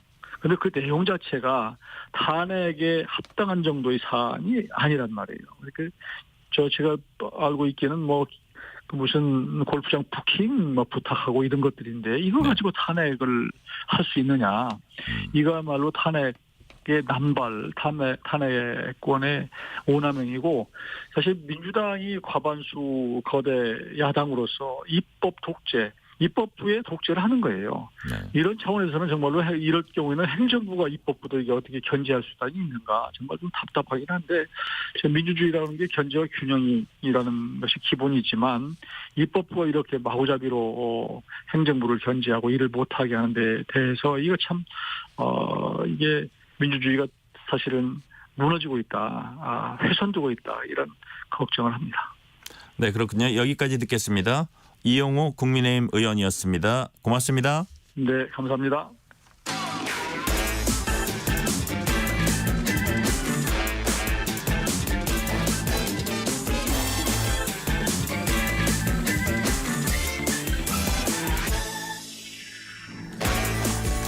뉴스를 한 번 더 정리하는 시간 한국경제신문 최형창 기자 나와 있습니다. 최 기자 어서 오세요. 예, 안녕하세요. 내년부터 학교에 로봇 선생님이 등장한다고 합니다. 어떤 내용인가요? 예, 지금 서울시 교육청이 발표한 내용인데요. 서울시 내 초등학교와 중학교에 영어 튜터 로봇이 도입된다 이런 내용입니다. 그러니까 인공지능 그러니까 AI 기반 영어 말하기 교육을 강화하겠다는 취지인데요. 우선 내년 3월부터 서울시 내 5개 초등학교와 중학교에 각 한 대씩 도입을 하고요. 이 활용 정도를 살펴보고 학교들 수요를 확인해서 하반기부터는 다른 학교들로 이제 도입 범위를 넓힌다는 계획입니다. 로봇 형태가 원래 다양하잖아요. 예. 그런데 그 로봇 선생님은 어떤 모습으로 나타나나요? 일단 지금 교육청이 사실 직접 개발을 할 수는 없잖아요. 그래서 네. 이제 민간 업체와 협력을 하는데 요즘에 보시면 식당에 그 서빙을 하는 서빙 로봇들 돌아다니잖아요. 이제 그런 서빙 로봇 같은 로봇을 학교에 세워놓고 선생님처럼 딱 서 있는 겁니다. 그럼 이제 그 로봇이 학생과 이제 대화를 나누는 건데요. 그러니까 예를 들어서 로봇이 선생님과 영어 회화 시범을 보일 수도 있고요. 이 학습이 좀 뒤처진 학생을 대상으로 개별 교육을 하는 방식으로 영어 수업을 보조하는 역할을 맡을 전망입니다. 이 AI 기반이면은 학생들 영어 실력 데이터도 좀 넣을 수 있고 그에 맞춰서 이 학생이 좀 부족한 부분은 어떤 건지 또 어떤 표현이 부족한지 뭐 어떻게 이를 통해서 이제 발음은 어떻게 교정을 해준다든지 이런 수준의 교육까지 좀 다양하게 활용될 수 있다 이렇게 교육청은 설명을 하고 있습니다. 그렇군요. 그렇다면 이제 선생님을 대체한다 이런 건 아니고 옆에서 보조교사 이런 역할을 하는 거네요. 그렇습니다. 그 로봇 외에 음성형 챗봇도 도입한다고 해요. 예. 우리가 이제 은행이나 증권사 이런 금융 관련 앱을 쓰다 보면은 질의응답이라고 해서 이제 챗봇과 대화하시겠습니까? 이런 걸 많이 뜨거든요. 네. 거기 보면 이제 이걸 이제 학습에 적용을 하겠다는 건데 이 앱에서 학생이 특정 상황을 설정하면은 그러니까 프리토킹 자유대화라고 하죠. 네. 이런 게 이제 가능한 거예요. 그러니까 예를 들어서 식당에서 음식을 주문하는 상황을 이제 가정한 영어 회화 이런 게 이제 가능을 한 겁니다. 또 앱은 이제 무료 대여 디지털 기기인 디벗이나 개인 휴대전화, PC 이런 데 설치해서 쓸 수 있고요. 지금 원래도 초등학교에서 활용 중인 그 AI 팽톡이라는 게 시스템이 있어요. 그 EBS 캐릭터죠. 팽수를 활용해서 재미와 교육을 다 잡은 건데 이 기능도 좀 더 강화하겠다 이렇게 밝혔고요. 또 중학생 대상의 영어 말하기 콘텐츠와 시스템도 개발을 하고 뭐 영어 도서관 앱을 활용해서 영어 독서 교육도 활성화하겠다 이렇게 지금 방안을 내놨습니다. 네, 이게 영어 수업용 이제 로봇을 지금까지 좀 설명을 해주셨는데 이런 영어 수업 외에도 이미 교육 현장에 로봇이 활용된 사례가 많다는데 주로 어떤 역할을 하고 있습니까? 네, 지난주에 한번 공개가 된 건데 지금 서울 송곡중학교 사례예요. 이제 조리 로봇 4대를 시범 도입을 한 거예요. 이 급식 로봇이 국, 탕, 볶음, 유탕조리 이 각각 4대가 각각의 기능을 또 하는 게 있습니다. 그래서 이 업무를 대신하는 건데 사실 이게 온도가 높아서 사람이 하기엔 좀 위험한 조리 업무인데 이거를 이제 로봇이 대체를 하니까 이제 사람은 조금 더 안전한 일을 할 수 있다. 또 이렇게 설명을 했습니다. 위험성을 이제 낮춘다 그런 말씀이네요. 사람의 위험성을. 로봇에 대해서 더 걱정하는 시선도 아직 좀 있는 것 같아요. 현장 반응은 어떤가요? 그렇습니다. 뭐 일각에서는 이제 뭐 학부모들이나 이런 경우는 좀 환영할 수도 있고 어떻게 보면은 선생님들보다 AI 기반 데이터라서 더 많은 걸 할 수 있지 않겠냐 이런 기대를 하는 분들도 있는데 다만 이제 현장 교사들은 좀 우려를 하는 분들도 있는 것 같아요. 그러니까 예를 들어서 서울교총에서는 이런 반응을 내놨는데 로봇을 도입한다면은 분명 학교에서 관리를 좀 해야 하잖아요. 네네. 근데 이제 그러면 예를 들어서 이제 문제가 생겼을 경우가 있잖아요. 이럴 때 누군가 또 조치를 해야 한다는 거죠. 그럼 이건 또 업무 부담이다. 이제 교사 입장에서는 업무 부담이 새로 늘어나게 된다. 또 이런 입장을 내놓기도 했고요. 다만 이제 업무 부담을 전가하지 않는다면 충분히 공감할 수 있는 정책이다. 뭐 이렇게 좀 말을 했어요. 또 전교조 같은 데서도 또 이렇게 좀 이게 부정적인 반응을 내놓긴 했습니다. 로봇이 사실 비싸잖아요. 네. 지금 얼마 들지는 정확히 밝히진 않았는데 로봇에 쏟아붓는 돈만큼 과연 효율이 날지 의문이다. 뭐 이런 지적도 나오기도 했습니다. 인풋 대비 아웃풋이 의문이다. 예. 그런 얘기네요. 이번엔 이태원 참사 관련 판결 살펴볼게요. 이태원 참사 당시에 문제가 된 사고 현장 호텔 대표에 대한 1심 판결이 어제 나왔죠? 예. 결론부터 말씀드리면은 당시 이 압사 사고 피해를 키웠다는 지적을 받았던 이 가벽 설치 요거는 법원에서 무죄 판단을 받았고요.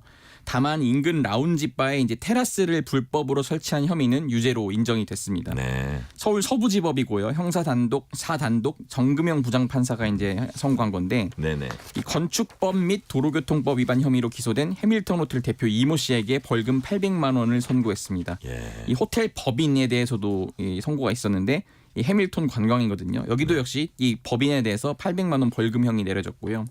그러니까 이들은 해밀턴 호텔 주변에 최고 높이 2.8m의 철제 패널 가벽 이거를 이제 관할구청에 신고하지 않고 세워서 이 건축선을 약 20cm 그 침범한 혐의를 받았고요. 그리고 위반 건축물을 무단 증축해서 도로를 좁게 하고 또 교통에 지장을 준 혐의를 받았는데 일단 1심에서는 어쨌든 절반은 무죄로 결론이 난 겁니다. 그렇군요. 우선 지금 유죄와 무죄로 구분이 되는데 유죄 인정된 부분부터 한번 살펴볼까요? 예. 이 씨가 이 해밀턴 호텔 뒤편에 보면은 그 주점과 연결된 테라스가 있어요. 네. 이 테라스를 무단으로 중축을 한 혐의인 겁니다. 이 재판부 설명을 들어보면요. 호텔 대표와 또 라운지바 임차인이 있습니다. 이 임차인이 위반 건축물을 시정하는 것처럼 가장을 해서 철거를 마친 다음에 곧바로 무단 중축을 했다는 겁니다. 예. 위반 건축물을 철거하라는 시정 명령을 2차례 받았는데 이를 무시했고요. 또 위반 건축물을 방치한 기간과 수익도 적지 않았다. 또 이렇게 설명을 했습니다. 그래서 원래는 6m 이상이던 도로 폭이 3.6m까지 줄어든 거예요. 그래서 다수 지장을 초래를 했을 것이라고 지적을 했고요. 이러면은 지금 사실상 그때 당시 사고 현장 때 병목 현상이 확실히 일어났고 그렇죠. 또 완전히 대피 공간이 줄어든 거잖아요. 이 때문에 이 부분에 있어서 유죄가 인정이 됐습니다. 그만큼 더 위험해졌고 안전이 저하됐다 뭐 이렇게 본 거네요. 예.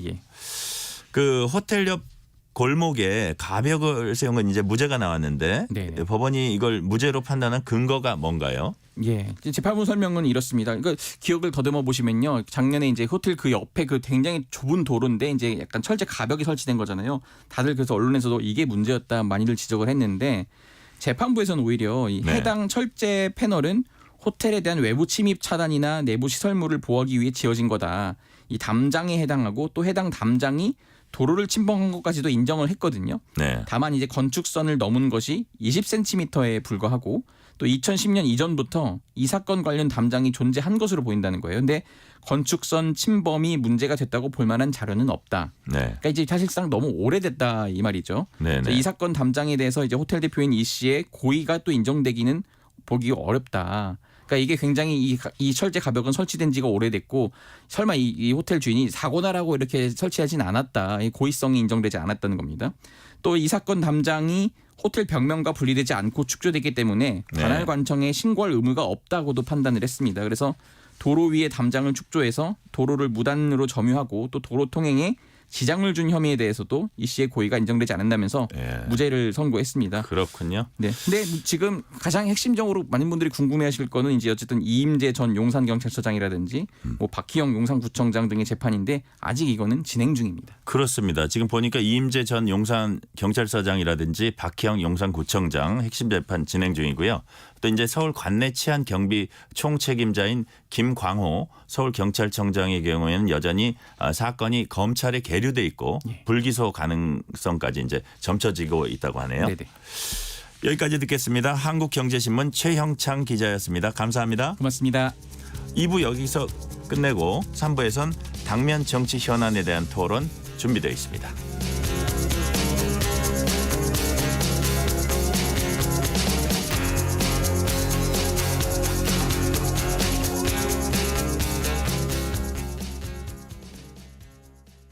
노후 건축물의 성면 건축자재 해체 현장을 지키는 성면 해체 작업 감리인을 아시나요? 성면을 흡입하면 암 등의 질병이 생길 수 있는 만큼 성면 건축자재 해체 시 감리인이 관리 감독하며 성면이 흩날리지 않도록 작업의 안전성을 높입니다. 또한 성면 해체 작업 감리인 평가 제도를 통해 감리인의 전문성을 높이고 현장 관리를 강화하고 있는데요. 평가 결과는 환경부 홈페이지 및 성면관리 종합정보망에서 확인 가능합니다. 성면 피해 예방하는 성면 해체 작업 현장 안전관리. 이 캠페인은 환경부와 한국환경공단이 함께합니다. 잠시 후 8시 반부터 일부 지역국에서는 해당 지역 방송을 보내드립니다. 가스 사용이 많아지는 계절. 가스 사용 전에 가스가 새지 않았는지 냄새를 잘 맡아보고 사용 후에는 점막 코크와 중간 밸브가 제대로 잠겼는지 반드시 확인하는 안전수칙을 생활화해야 합니다. 불을 켰을 때 불꽃은 연소가 잘 되고 있는 파란색인지 확인하고 완전 연소가 되도록 조절합니다. LP가스는 공기보다 무거워 새어나오면 바닥에 가라앉기 때문에 쉽게 빠져나가지 않습니다. 따라서 충분한 환기가 필요한데요. 방석이나 빗자루 등을 이용해 가라앉아 있는 LP가스를 밖으로 밀어냅니다. 재해 재난 예방, KBS 라디오가 함께합니다. 지금 시각은 8시 30분입니다. KBS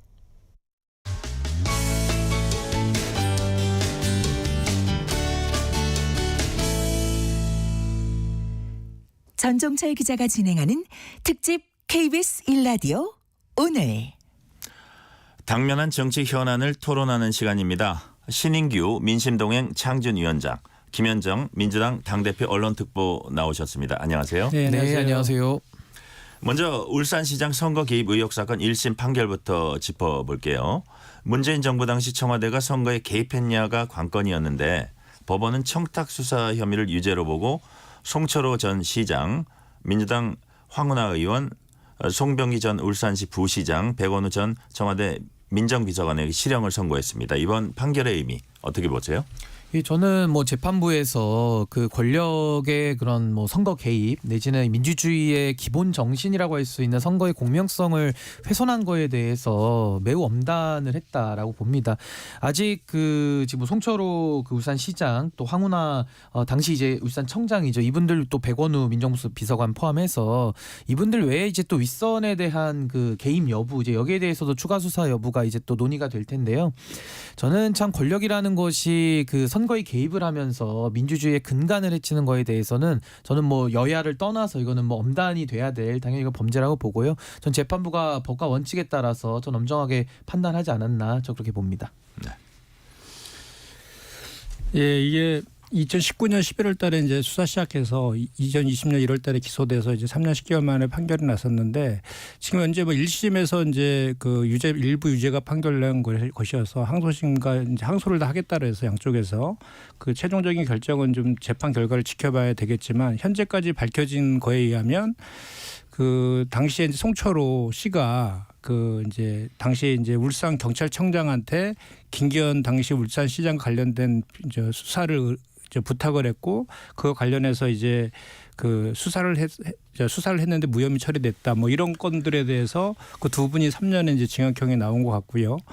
그다음에 이제 나머지 백원우 의원 같은 경우도 이제 당시 청와대에서 그거에 대해서 하명 수사를 했다. 이거에 대해서 2년 이제 징역형이 나온 것 같은데 나머지 이제 경쟁자에 대해서 공직을 제한했다라든지 정책에 대해서 지금 청와대 차원에서 좀 송철호 씨를 도와줬다 이런 거와 관련해서는 지금 무죄가 나온 그런 측면이 있고요.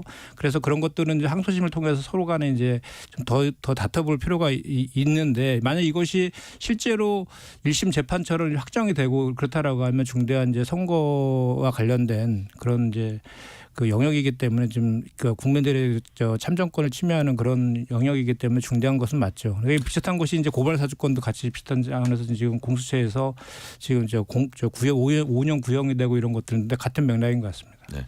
판결문에 이렇게 적혀 있어요. 지금 말씀하신 대로 국민 전체를 위해 봉사해야 할 경찰 조직과 대통령 비서실의 공적 기능을 자신들의 정치적 이익을 위해 사적으로 이용하고 국민들의 투표권 행사에 영향을 미치려 한 선거 개입 행위는 엄벌해야 한다 이렇게 판단을 했거든요. 저는 좀 한 두 가지 정도는 짚어야 될 것 같은데 이 송철호 시장은 문재인 대통령하고 굉장히 가까운 사이로 이미 알려져 있습니다. 뭐 꽤 오래된 사이로 알고 있고요. 또 황운하 울산청장 같은 경우에는 지금 이제 1심에서 유죄가 확정이 됐는데 물론 우리 특보님 말씀대로 이게 뭐 대법원까지는 지켜봐야 될 문제이기는 하나 정치적으로 봤을 때는 이미 1심 판결까지 나오면은 거기에 따른 정치적 도의적 책임은 져야 되는 거거든요. 근데 황운하 청장 같은 경우는 저는 매우 심각하게 보는 것이 이게 2019년도에 이미 문제가 돼서 수사가 시작이 됐던 사안인데 지금 황운하 청장이 어디가 있습니까? 경찰 출신인데 이 논란이 있고 나서도 민주당에 들어와서 공천을 받고 지금 현재 국회의원이 돼버렸어요. 그러니까 이런 식의 민주당과의 유착관계를 어떻게 설명할 수 있을 것인가. 거기다가 지금 1심에서 어쨌든 3년이라는 중형이 선고가 됐거든요. 여기에 대해서는 민주당도 뭐 고발사주 얘기를 하시지만 그거 얘기하시기 전에 어떻게 당내에서 이런 국민들에 대한 공분 또 국민들의 불만 여기에 대한 것에 어떻게 책임을 지겠느냐에 대해서도 좀 깊이 고민해야 된다. 저 그렇게 봅니다. 황운하 의원 얘기했는데 그때 이제 울산청장을 하다가 대전청장으로 옮겨갑니다. 그래서 대전청장을 하고 얼마 뒤에 거기서 이제 자기 고향에서 또 지역구를 받아요. 그래서 좀 약간 의심을 받는 이제 부분이 있긴 있죠. 그리고 이제 그거는 이제 좀 이따 다시 얘기를 할 수도 있고 이제 선거 직전 수사받았던 김기현 국민의힘 대표 이런 얘기를 했어요. 정권 차원의 테러했다는 사실이 만천하에 드러났다. 이건 뭐 일리가 있는 얘기입니까? 그러니까 이제 그런 주장을 하고 있는 거죠. 지금 현재 여기 재판과 연관돼 있는 분은 당시에 청와대에 민정수석실에 이제 그 비서관 두 명이 여기에 지금 이번에 유죄 판결을 받았잖아요. 네. 그런데 이제 그 김기현 그 대표가 주장하고 싶은 것은 그 윗선이 개입된 거 아니냐. 그래서 조국 당시에 민정수석하고 임종석 비서실장 더 높게는 이제 문재인 대통령까지를 겨냥해서 한 발언이라고 보는데 네네. 그와 관련된 것은 이미 그 검찰에서 기소할 당시에 무혐의 처리돼서 그 이제 기소를 하지 않은 부분입니다. 그래서 수사를 안 한 것은 아니고 그래서 그 당시에 그런 일차적인 검찰의 그 처분이 있었다는 것이고 그 당시에 이게 그 수사와 재판이 시작된 과정에서도 또 당시에 윤석열 검찰총장하고 뭐 이성윤 중앙지검장 간의 그런 부딪힘도 있었고 그런 과정에서 윤석열 총장이 지시로 바로 기소가 이루어진 측면이잖아요. 그런 검찰에서 그 불기소 처분한 건이기 때문에 그 관점에서 좀 판단해 보면 좋을 것 같은데 현재 지금 그 고검에다가 항고를 해놓은 상태여서 아마 재기수사가 지금 그거에 대해서 판단 중이로 제가 알고 있는데 그 관련해서 그렇게 보면 될 것 같은데 같은 논리면은 손준성 검사가 당시에 이제 그 김용 후보에게 사주해서 고발을 사주한 이런 건들도 그러면 당시에 손준성 검사가 검사 개인으로서 그렇게 그 총선에 개입하려고 하는 그런 의도가 있었겠느냐라는 또 그 주장까지도 할 수 있는 것이어서 이런 것들은 이런 정도의 이제 공방에 서로 그치는 것이 어떨까 하는 게 제 개인적인 생각입니다. 네, 저는 개인적으로 이제 이 황운하 경찰청장이나 이제 송철호 시장 얘기하는데 이걸 또 손준성 사건 가지고서 또 이렇게 희석이 된다는 것은 국민들이 동의하기는 어렵고요. 그것도 문제 있으면 당연히 처벌해야 되는 것이고 더 나아가서 윤석열 대통령의 이런 당무 개입까지도 당연히 문제를 삼아야 되는 것이죠. 근데 지금 이 사안은 이 지금 당시에 2019년도에 기소됐던 것들이 3년 만에 지금 1심 결과가 나온 거잖아요. 여기에 대한 얘기를 좀 더 집중적으로 하면서 거기에 대한 민주당의 뭐 반성 내지는 여기에 대한 대책 좀 이런 것들을 국민들은 듣고 싶어 하시지 않을까. 그러니까 사안의 중대성으로 볼 때는 좀 이렇게 등가성으로 생각은 사람들이 안 할 것 같아요. 아니요. 그러니까 등가성의 문제가 아니라 문제 있는 건 다 문제가 있는 건데 지금 민주당의 문제를 가지고 토론을 하는데 자꾸 다른 문제를 또 갖고 와가지고 좀 당신들도 문제니까 뭐 민주당이 괜찮다라는 것인지 그게 아니잖아요. 그렇다면 여기에 대해서는 민주당이 어떻게 이 문제를 반성할 것인지를 내부 성찰을 국민들은 촉구하고 있다. 이 말씀 드립니다. 그러니까 제가 좀 전에 말씀드린 건 어떤 취지냐면 지금 1심에 나온 재판 결과를 부정하거나 그런 것이 아니고 김기현 대표가 그 의혹 제기를 한 거잖아요. 그러니까 이제 그 조국 수석하고 임종석 실장하고 그에 이제 문재인 대통령까지 걸고 넘어가 지냈는데 그 과정에서 그분들이 처음에 두 분이 그 불기소 처분한 것은 검찰이었다라는 걸 제가 말씀을 드린 거고 같은 논리라면 손준성 검사의 고발 사주권도 비슷한 논리 아니냐라고 제가 얘기한 거고요. 그 당시에 이 수사와 관련해서는 사실 이게 선거법 재판인데 3년 10개월이나 끌었다라는 거에 대한 비판들이 지금 그런 지점도 있잖아요. 근데 이 사건이 그 당시로 돌아가 보면 이게 선거법 이상의 되게 복잡하게 얽혀 있는 그런 사연들이 있었어요. 이게 뭐냐면 일단 청와대가 하명 수사한 권력형 비리다라는 그런 주장 관점들이 있는 반면에 또 이런 것을 사실은 그 당시에 야당에서는 문재인 대통령을 탄핵하겠다고까지 주장했던 그런 내용들이 있었고 또 그 당시에 검경 수사권 분리 국면이었잖아요. 그때 검찰과 그 당시에 김기현 울산시장 간에 뭔가 이렇게 또 연계되는 그런 주장들을 또 반대쪽에서 하고 있는 것이어서 대단히 그런 복잡한 상황 속에서 수사와 기소가 이루어진 그런 사건인 것도 감안해서 우리가 볼 필요는 있다 이렇게 말씀드립니다.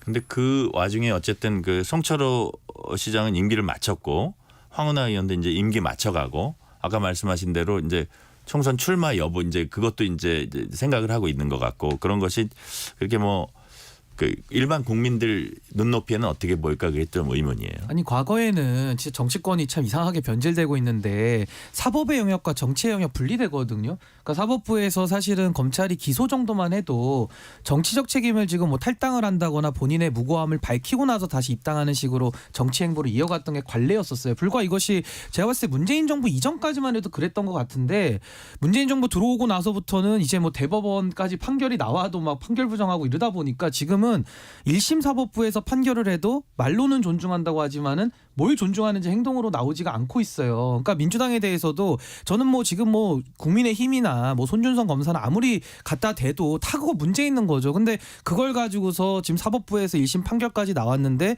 어떠한 정치적인 책임도 느끼지 않는다면은 저는 그러면 반대로 얘기해서 지금 윤석열 정부 들어와서 당무 개입이라든지 선거 개입에 대한 우려가 상당히 높아지고 있는데 문재인 정부 때처럼 그럼 이렇게 해도 된다는 겁니까? 이렇게 해서 만약에 윤석열 정부 인사들이 뭐 1심에서 이런 식의 징역 3년이 나와도 계속 뻗대도 되겠습니까? 저는 그건 아니라고 보거든요. 그렇다면 기준을 갖다가 자꾸 꼴대 옮기기나 다른 문제를 갖다 희석시킬 것이 아니라 이 문제에 대해서는 당시의 정권에서 뭐 과도한 수사는 저도 반대합니다만은 사법부에서 2심까지 나왔다고 한다면은 전 국민 앞에 죄송하다라고 이야기를 하고 거기에 대한 재발 방지를 해야 윤석열 정부에 대해서도 그 말이 통하지 않겠습니까? 근데 자꾸 다른 얘기를 희석하는 것은 국민들 들으시기에는 상당히 좀 거북스러우실 수 있다. 저 그 말씀을 드립니다.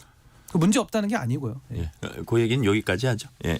다음엔 부산 엑스포 유치 실패 얘기 나눠보겠습니다. 예상보다 표차가 상당히 컸어요. 그 윤석열 대통령은 예측이 빗나갔다. 부산 시민과 국민께 실망을 드려 죄송하다. 모든 책임은 유치 활동을 총지휘한 자신에게 있다고 말했습니다. 어떻게 보세요? 저는 이것이 지금 사우디 리야드하고 상당히 많은 표의 격차를 보였거든요. 그래서 뭐 패배도 패배지만은 저는 뭐 부산 시민들께서 상처받으신 부분에 대해서는 참 위로의 말씀을 드립니다만은 정부의 역할에 있어서는 이건 반드시 따져야 된다고 저는 봅니다. 예를 들어 사우디와 이렇게 표차가 많이 나는 거를 미리 알았는데도 불구하고 그 많은 해외 순방을 해가지고 이렇게 헛된 예산을 썼다라고 한다면은 그건 굉장히 악의적이죠. 근데 만약에 그것이 아니라 이것을 예측조차 못하고 몰랐는데 그만큼 예산을 썼다 그러면 이건 너무나도 무능하고 외교적으로도 너무나도 무능함을 저는 자인한 거라고 봅니다. 그래서 저는 어제 윤석열 대통령께서 긴급 담화를 열어가지고 그 국민들께 죄송하다 이런 말씀하셨는데 말로만 사과해가지고 그 국민들이 믿겠습니까? 지금까지도 얼마나 그 허황된 말들을 많이 해가지고 국민들이 실망을 하셨는데 지금은 죄송합니다라는 말만 가지고 전 될 것 같지는 않고요. 거기에 따른 기조의 확실한 변화 그리고 인사적인 조치 전 이것이 수반되지 않으면은 국민들은 또 속았다라고 지금 말씀할 수밖에 없기 때문에 저는 좀 이 사안을 좀 엄중하게 저는 좀 받아들였으면 좋겠다 이런 입장 가지고 있습니다.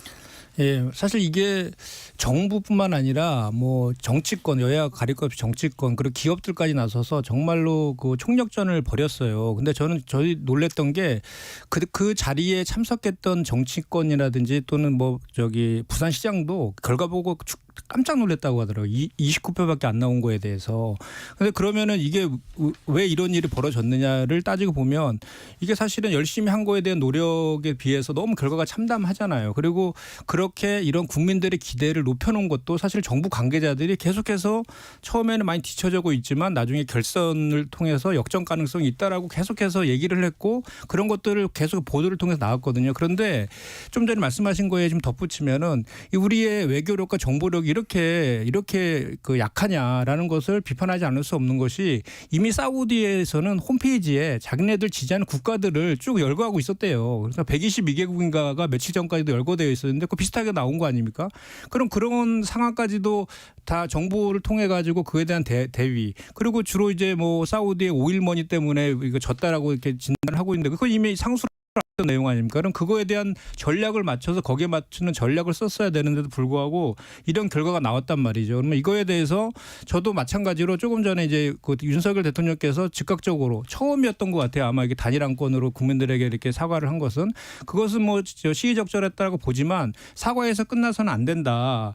그래서 이거에 대해서 공동위원장을 맡고 있는 저기 총리 있지 않습니까? 한덕수 총리라든지 이런 분들에 대해서는 좀 책임지는 모습도 같이 이제 수반돼야 된다는 그 말씀을 좀 드리고 싶고 또 하나는 이게 귀엽더라고요. 외교가에서는 이미 이게 이런 결과가 상당히 예상됐다라는 얘기들이 많이 들렸었어요. 그럼에도 불구하고 윤석열 대통령은 좀 전에 우리가 얘기했던 것처럼 역전 가능성이 있다라고 생각하신 것 같아요. 그럼 그만큼 보고 체계가 지금 그 대통령한테 보고되는 그 체계가 지금 무너져 있는 거 아니냐. 그것은 지난번에 강서 그 구청장 보궐선거에서도 마찬가지 윤석열 대통령은 승리할 수 있다는 생각에 공천이나 이런 것들에 대해서 사면도 하고 이렇게 했던 것인데 그런 것이 반복되고 있다는 점에서 큰 문제라는 것을 지적하지 않을 수 없고 지난 새만금 잼버리 사태 때도 마찬가지였거든요. 그때 그 시작할 때 그 윤석열 대통령 부부가 거의 참석을 했잖아요. 그때부터 이게 그 잘못된 보고들이 들어가는 이런 보고 체계들에 대한 것은 다 바로 잡고 그거에 대해서 일정 부분 책임은 지금 물어야지 될 것 같다는 생각을 합니다. 저도 뭐 비슷한 맥락으로 생각하는데요. 지금 윤석열 대통령께서 국내 여론도 상당히 잘 수렴을 못하고 있지 않습니까? 예를 들면 여론조사가 좀 낮게 나오면은 뭐 표본이 잘못됐다, 뭐 여론 조작이다 이제 이런 식으로 항상 뭐 카르텔 얘기하면서 늘 그래왔었는데 이번에는 이게 뭐 해외에서 이제 국제관계 속에서 엑스포 투표였기 때문에 아마 그런 얘기는 못 하시겠습니다만은 전 대한민국의 국정원이 해외 정보 수집 다 하거든요. 국정원의 기능이 약화될 리는 없지 않겠습니까? 그래서 저는 사우디도 알고 있던 거를 왜 대한민국 국정원이 모르겠습니까? 근데 저는 이것이 지금 국정원장부터 해서 뭐 1차장, 2차장 다 교체하고 뭐 국정원 내부에서 좀 시끄러운 상황인데 이런 것들이 과연 대통령에게 올바른 정보가 지금 가고 있느냐? 여기에 대해서는 좀 보고 체계나 내부 소통에 대해서는 한번 좀 점검을 해야지 대통령께서도 반복되는 이런 우를 범하지 않지. 앞으로도 이거를 교정하지 않고 계속 놔두면요. 잘못된 정보 들어와가지고 대통령은 엉뚱한 결정할 수밖에 없거든요. 그 모든 책임은 윤석열 대통령에게 돌아간다. 저 그렇게 봅니다. 네. 왜 이런 일이 벌어졌는지 그 연결고리 이걸 좀 명확히 밝혔으면 좋겠어요. 네. 네. 그다음에 민주당 얘기해 볼게요. 이낙연 전 대표가 이재명 대표를 정면으로 비판을 했습니다. 특히 사법 리스크를 언급했는데 리더십 때문에 당내 민주주의가 붕괴됐다 이런 말까지 했어요. 작심 발언했네요.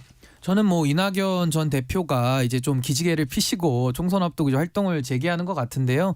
뭐 이낙연 전 대표의 말씀 그 메시지만 놓고 보면은 뭐 틀린 말은 없습니다. 거의 다 맞는 말씀이고요. 이제 이재명 대표의 그런 사당화의 조짐 이런 것들에 대한 강한 좀 불만을 나타내신 건데 이제 이낙연 전 대표 입장에서는 당내에서 공간을 열든지 그것이 여의치 않으면 아마 이제 나와서 뭐 신당 이런 거를 할 걸로 보이거든요. 근데 저는 이낙연 전 대표가 나와서 신당을 만든다고 한다면은 별로 파괴력이 없기 때문에 민주당이 별로 이렇게 반응할 것 같진 않아요. 그 이유는 이낙연 전 대표가 어떤 서사를 만들어 왔었어야 되는데 이분은 대정부 질문 당시에 총리로서 상당히 그 화법을 잘 구사하면서 인기를 얻었다가 당시에 그 당원 당규까지 고쳐가면서 무원칙한 공천을 했고요. 그 이후에 보여준 행보들이 문재인 정부하에서도 정부에 대한 쓴소리를 한 번도 하신 적이 없고 국민들의 지지나 여론을 등에 업지 못했거든요. 그래서 사실 인기도가 많이 떨어지다 보니까 이재명 대표에게도 대선 당시 패배한 것인데 그 동력을 가지고 지금 나와가지고 뭐 당을 만들고 국민의 여론을 담겠다. 저는 민주당의 지지자들의 일부가 분리되는 효과만 있을 뿐이지 그것이 뭐 판세를 뒤집거나 대한민국 정치사를 더 발전시키는 쪽으로 나아가기에는 저는 뭐 이미 메신저에 대한 평가는 좀 끝난 상태 아니냐 그런 생각이 들고 다만 이제 이낙연 전 대표뿐만 아니라 문재인 정부에서 총리를 지냈던 정세균 전 총리나 김부겸 전 총리까지 다 합쳐서 만에한 어떤 정치적 결단이 이루어진다면은 그건 좀 얘기가 다르죠. 문재인 대통령이 분리되어 나오는 것과 같은 효과이기 때문에 전 그 정도까지 가지 않는다면은 큰 파괴력은 없을 것이다. 저 그렇게 봅니다. 저는 이게 지금 이낙연 전 대표가 한 그 발언이 어디서 한 거냐면 그 NI계의 싱크테크 격인 이제 연대와 공생 주최한 포럼에서 기조연설에서 한 얘기거든요. 그 TPO를 보면은 이낙연 전 대표의 발언이 좀 이해되는 측면이 있어요. 그 뭐냐면 지금 현재 소위 말해서 지난 대선 경선 이후에 그 비명계들이 지금 만들고 있는 원칙과 상식이라는 그 모임 하고 또 이제 그 이낙연을 지지하는 분들이 지금 원외에서 창당도 지금 준비하고 있잖아요. 그런 분들이 주로 지금 당 지도부에 대한 비판들을 이어가고 있는 거 아닙니까? 그리고 그런 비판 속에서 본인들의 이제 그 공간들을 만들어가는 과정 속인데 그런 분들에 대해서 이낙연 대표 그 자리에 참석한 거예요. 그리고 본인의 지지자들 아닙니까? 그러니까 본인의 지지자들이 생각하는 그 의견들에 대해서 공감하고 보듬는 그런 차원에서의 좀 발언이다라고 저는 생각을 하거든요. 그리고 일각에서는 이것이 신당 창당, 탈당과 창당으로 이어질 가능성이 있는 거 아니냐라는 그 시각들도 있는데 저는 그 가능성은 전혀 없다고 봐요. 오히려 이낙연 전 대표 같은 경우는 정말 대한민국에서 중량감 있는 정치인이고 풍부한 경험과 또 지혜가 갖추신 분이거든요. 그래서 이분께서는 지금 현재 하려는 역할이 제가 생각하기에는 이런 소위 말하는 비명 그룹들 하고의 당가의 가교 역할을 통해서 본인을 지지했던 분들이 이번 총선 공간에서의 어떤 공간들을 만들어주는 그런 가교 역할을 하려고 하는 거기에 진위가 있다라고 저는 생각을 하고 그래서 그것이 그런 역할들을 저는 이낙연 전 대표가 잘 해주실 거다 이렇게 생각을 합니다. 그렇게 되면 당의 통합을 통한 총선 승리에도 기여할 수 있다 이렇게 보고 탈당과 신당과 관련해서는 이낙연 전 대표의 이력을 보면은 신당 창당 가능성은 저는 없다고 보는 것이 2004년도에 우리가 열린 우리당을 창당할 때에도 민주당을 지키셨던 분이고 2016년도에 호남에서 국민의당 열풍이 불었을 때에도 우리 당을 지키신 분이에요. 그리고 우리 그 민주당에서 4선도 하셨고 도지사도 하셨고 총리도 하셨고 당대표까지 하셨고 또 유력한 대선 경선 후보까지 하신 분이기 때문에 이분이 만약에 탈당을 하고 신당을 창당한다라고 하면 우리 당뿐만 아니라 본인의 정치적 미래 또한 전 담보할 수 없다라고 생각하거든요. 그렇기 때문에 창당 가능성은 없다 이렇게 생각합니다. 네, 탈당은 했지만 대표적 이제 친명계 의원이죠. 김남국 의원이 아주 강하게 반박을 했어요. 반성문 써야 할 분이 자기 책임은 망각하고 지도부 흔들고 있다. 이런 얘기를 했거든요. 그러면서 자기 책임의 예도 또 들었어요. 부동산 정책 실패로 인한 자산 양극화 심화 등 국무총리로서 당대표로서 책임은 망각하고 지도부를 왜 흔드냐. 어떻게 보세요? 근데 저는 김남국 의원은 지금 자숙하셔야 될 때가 아닌가. 불출마 선언했고 제가 이 얘기를 또 안 할 수가 없는데 부동산 양극화 당연히 책임을 물었죠. 그래서 문재인 정부가 윤석열 정부로 교체가 된 거고요. 코인 투자해가지고 업무 중간에 상임위에서 또 코인을 해가지고 재산 증식을 했던 분이 이런 메시지 들고 나온다고 해서 국민들이 달가워하시겠습니까? 그러니까 김남국이라는 이름이 뜨는 순간 당연히 부동산 격차 양극화 때문에 국민들이 화가 많이 나 있는데 또 코인 격차까지 생각이 나지 않습니까? 그래서 저는 김남국 의원은 좀 메시지에 대한 평가도 하고 싶지가 않고 좀 자중하시라는 말씀을 꼭 드리고 싶습니다. 국민의힘 얘기로 넘어갈게요. 국민의힘 당무감사위원회가 내년 총선 컷오프 즉 공천 배제 대상 당협을 46곳 이제 추려냈어요. 여기 이제 20명 정도를 문제 당협으로 보고하면은 당무감사로만 60여 명 컷오프 시킬 수 있다는 이런 얘기도 나오고 있는데 특히 의원 수가 많은 영남을 겨냥했다 이렇게 관측이 나오거든요. 어떻게 보세요? 근데 항상 총선을 보면요. 초선에 대한 교체 비율이 거의 50% 가까이 됩니다. 그래서 지금 국민의힘의 의석수로 봤을 때 60개라고 잡아도요. 거의 50%를 조금 넘는 정도라서 저는 통상적인 물갈이의 범위와는 크게 다르진 않다라고 보는데요. 근데 국민들께서 답답하실 거예요. 왜 매번 총선 때마다 신규 초선 의원들이 들어오는데도 왜 국회는 더 나빠지는가? 그 원인은 공천이라고 하는 정당이 인사검증이라고 하는 시스템이 있는데 그게 망가졌기 때문에 아무리 새로운 사람들이 들어와도 더 권력에 순치된 사람들이 들어와서 더 권력에 맹종하는 그런 기회주의적인 행태를 보이고 있거든요. 그러니까 국민들께서는 인물을 바꿔도 희망이 없으니까 그냥 정치에 대해서 관심을 끊어버리시는 이런 역작용이 자꾸 나오고 있는 건데요. 네. 저는 결국에는 지금도 국민의힘에서 초선 교체율을 높이 가져가는 것이 핵심이 아니라 어떤 사람을 넣느냐가 더 중요합니다. 그러려면 당이 바뀌어야 이루어져야 되고 윤석열 대통령의 사당화가 거두어져야 되면서 동시에 국민의힘이 자율권을 회복을 해야 되는데 그걸 회복하지 않고서 인위적으로 물갈이 또 더 지금 권력에 추종하고 맹종하는 사람들을 더 심어놓는다고 한다면은 이건 뭐 물갈이의 의미도 없는 것이고요. 국민들의 지지로부터는 더 영구히 이별하는 길이다. 저 그렇게 생각합니다. 네. 저는 오늘 이제 인유한 혁신위에서 중진 불출마라든지 험지 출마라든지 또 윤핵관들 관련된 그런 것들을 그동안에 이제 그거에 대해서 답변이 없기 때문에 오늘 이제 의결을 해서 김기현 대표에게 최종 또 통고할 것이다. 이런 관측이 지금 있지 않습니까? 네. 그거 관련해서 그 전날 발표를 했어요. 당무감사위원회 결과를. 그래서 김기현 대표가 그 인유한 혁신에 대해서 맞불을 놓은 그 측면이 좀 있는 것 같아요. 그런데 보면은 인유한 혁신에서 20% 컷오프를 했지만 지금 이 당무감사위원회에서 제시한 거는 22.5%인 46명을 컷오프해라라고 공고했고 거기에 더해서 국회의원 같은 경우에는 당 지지율보다 개인 지지율이 낮은 경우에도 컷오프라는 공고까지 했거든요. 그러면 이제 사실 당협위원 22.5%는 46명인데 그건 원외 당협위원장까지 포함된 숫자이거든요. 근데 네. 이제 중요한 것은 포인트는 거기에 있는 것이 아니라 이제 당 지지율보다 낮은 개인 지지율인 거죠. 그런 원내 의원들이고 그게 한 20명 정도 된다고 합니다. 대략.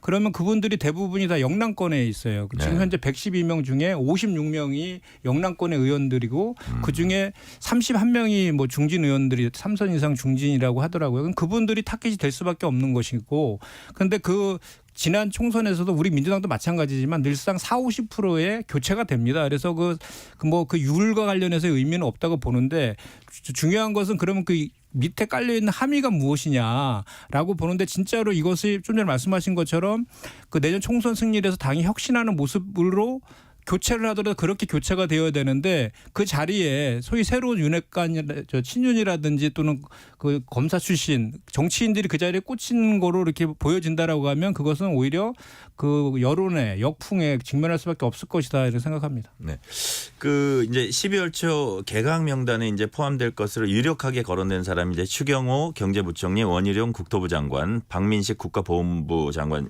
등이 이제 꼽히고 있거든요. 근데 최근 보도를 보니까 한동훈 장관은 이번 개각에 포함될지 미지수다 이런 관측도 있어요. 그러니까 아무래도 한동훈 장관은 당에서 러브콜을 많이 받고 있는데 동시에 이분은 보수 지지층에서는 좀 지지세가 있지만은 중도의 확장성은 전혀 없는 분으로 저는 보거든요. 근데 그것을 아마 한동훈 장관도 본인이 전 알 거라고 봅니다. 워낙 그 머리가 잘 돌아가시는 분이니까요. 그래서 저는 한동훈 장관은 이제 현직 국무위원 신분이기 때문에 1월 11일 공직자 사퇴 시한까지는 당의 상황 내지는 지지율을 좀 종합적으로 보면서 저는 좀 판단을 유보할 거 아니냐 저 그렇게 봅니다.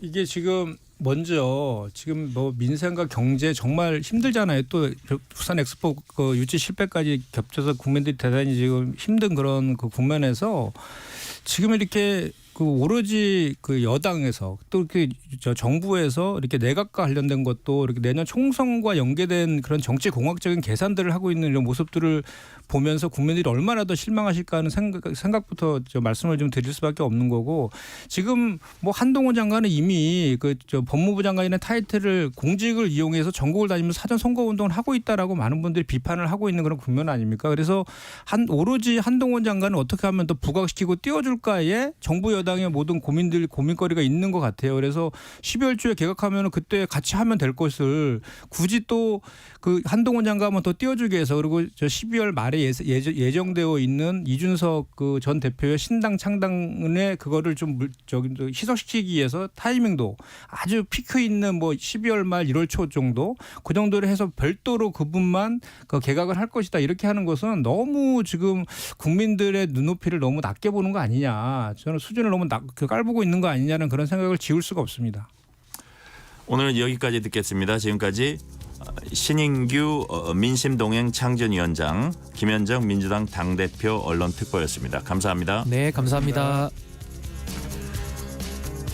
최근 유튜브의 온라인 동영상 서비스에 이른바 술방 음주 장면이 담긴 방송이 많아졌는데요. 정부가 이에 대한 미디어 가이드라인을 개정했습니다. 11월 30일 특집 KBS 1라디오 오늘 여기서 마칩니다. 지금까지 진행의 전종철입니다. 감사합니다. 지구촌 곳곳에서 전해지는 지진 피해 소식. 우리나라도 더 이상 안전지대가 아닙니다. 지진이 발생했을 때 서둘러 밖으로 뛰어나가면 유리창이나 간판이 떨어질 수 있어 무척 위험합니다. 따라서 실내에서 작은 흔들림을 느끼면 먼저 가스불을 끄고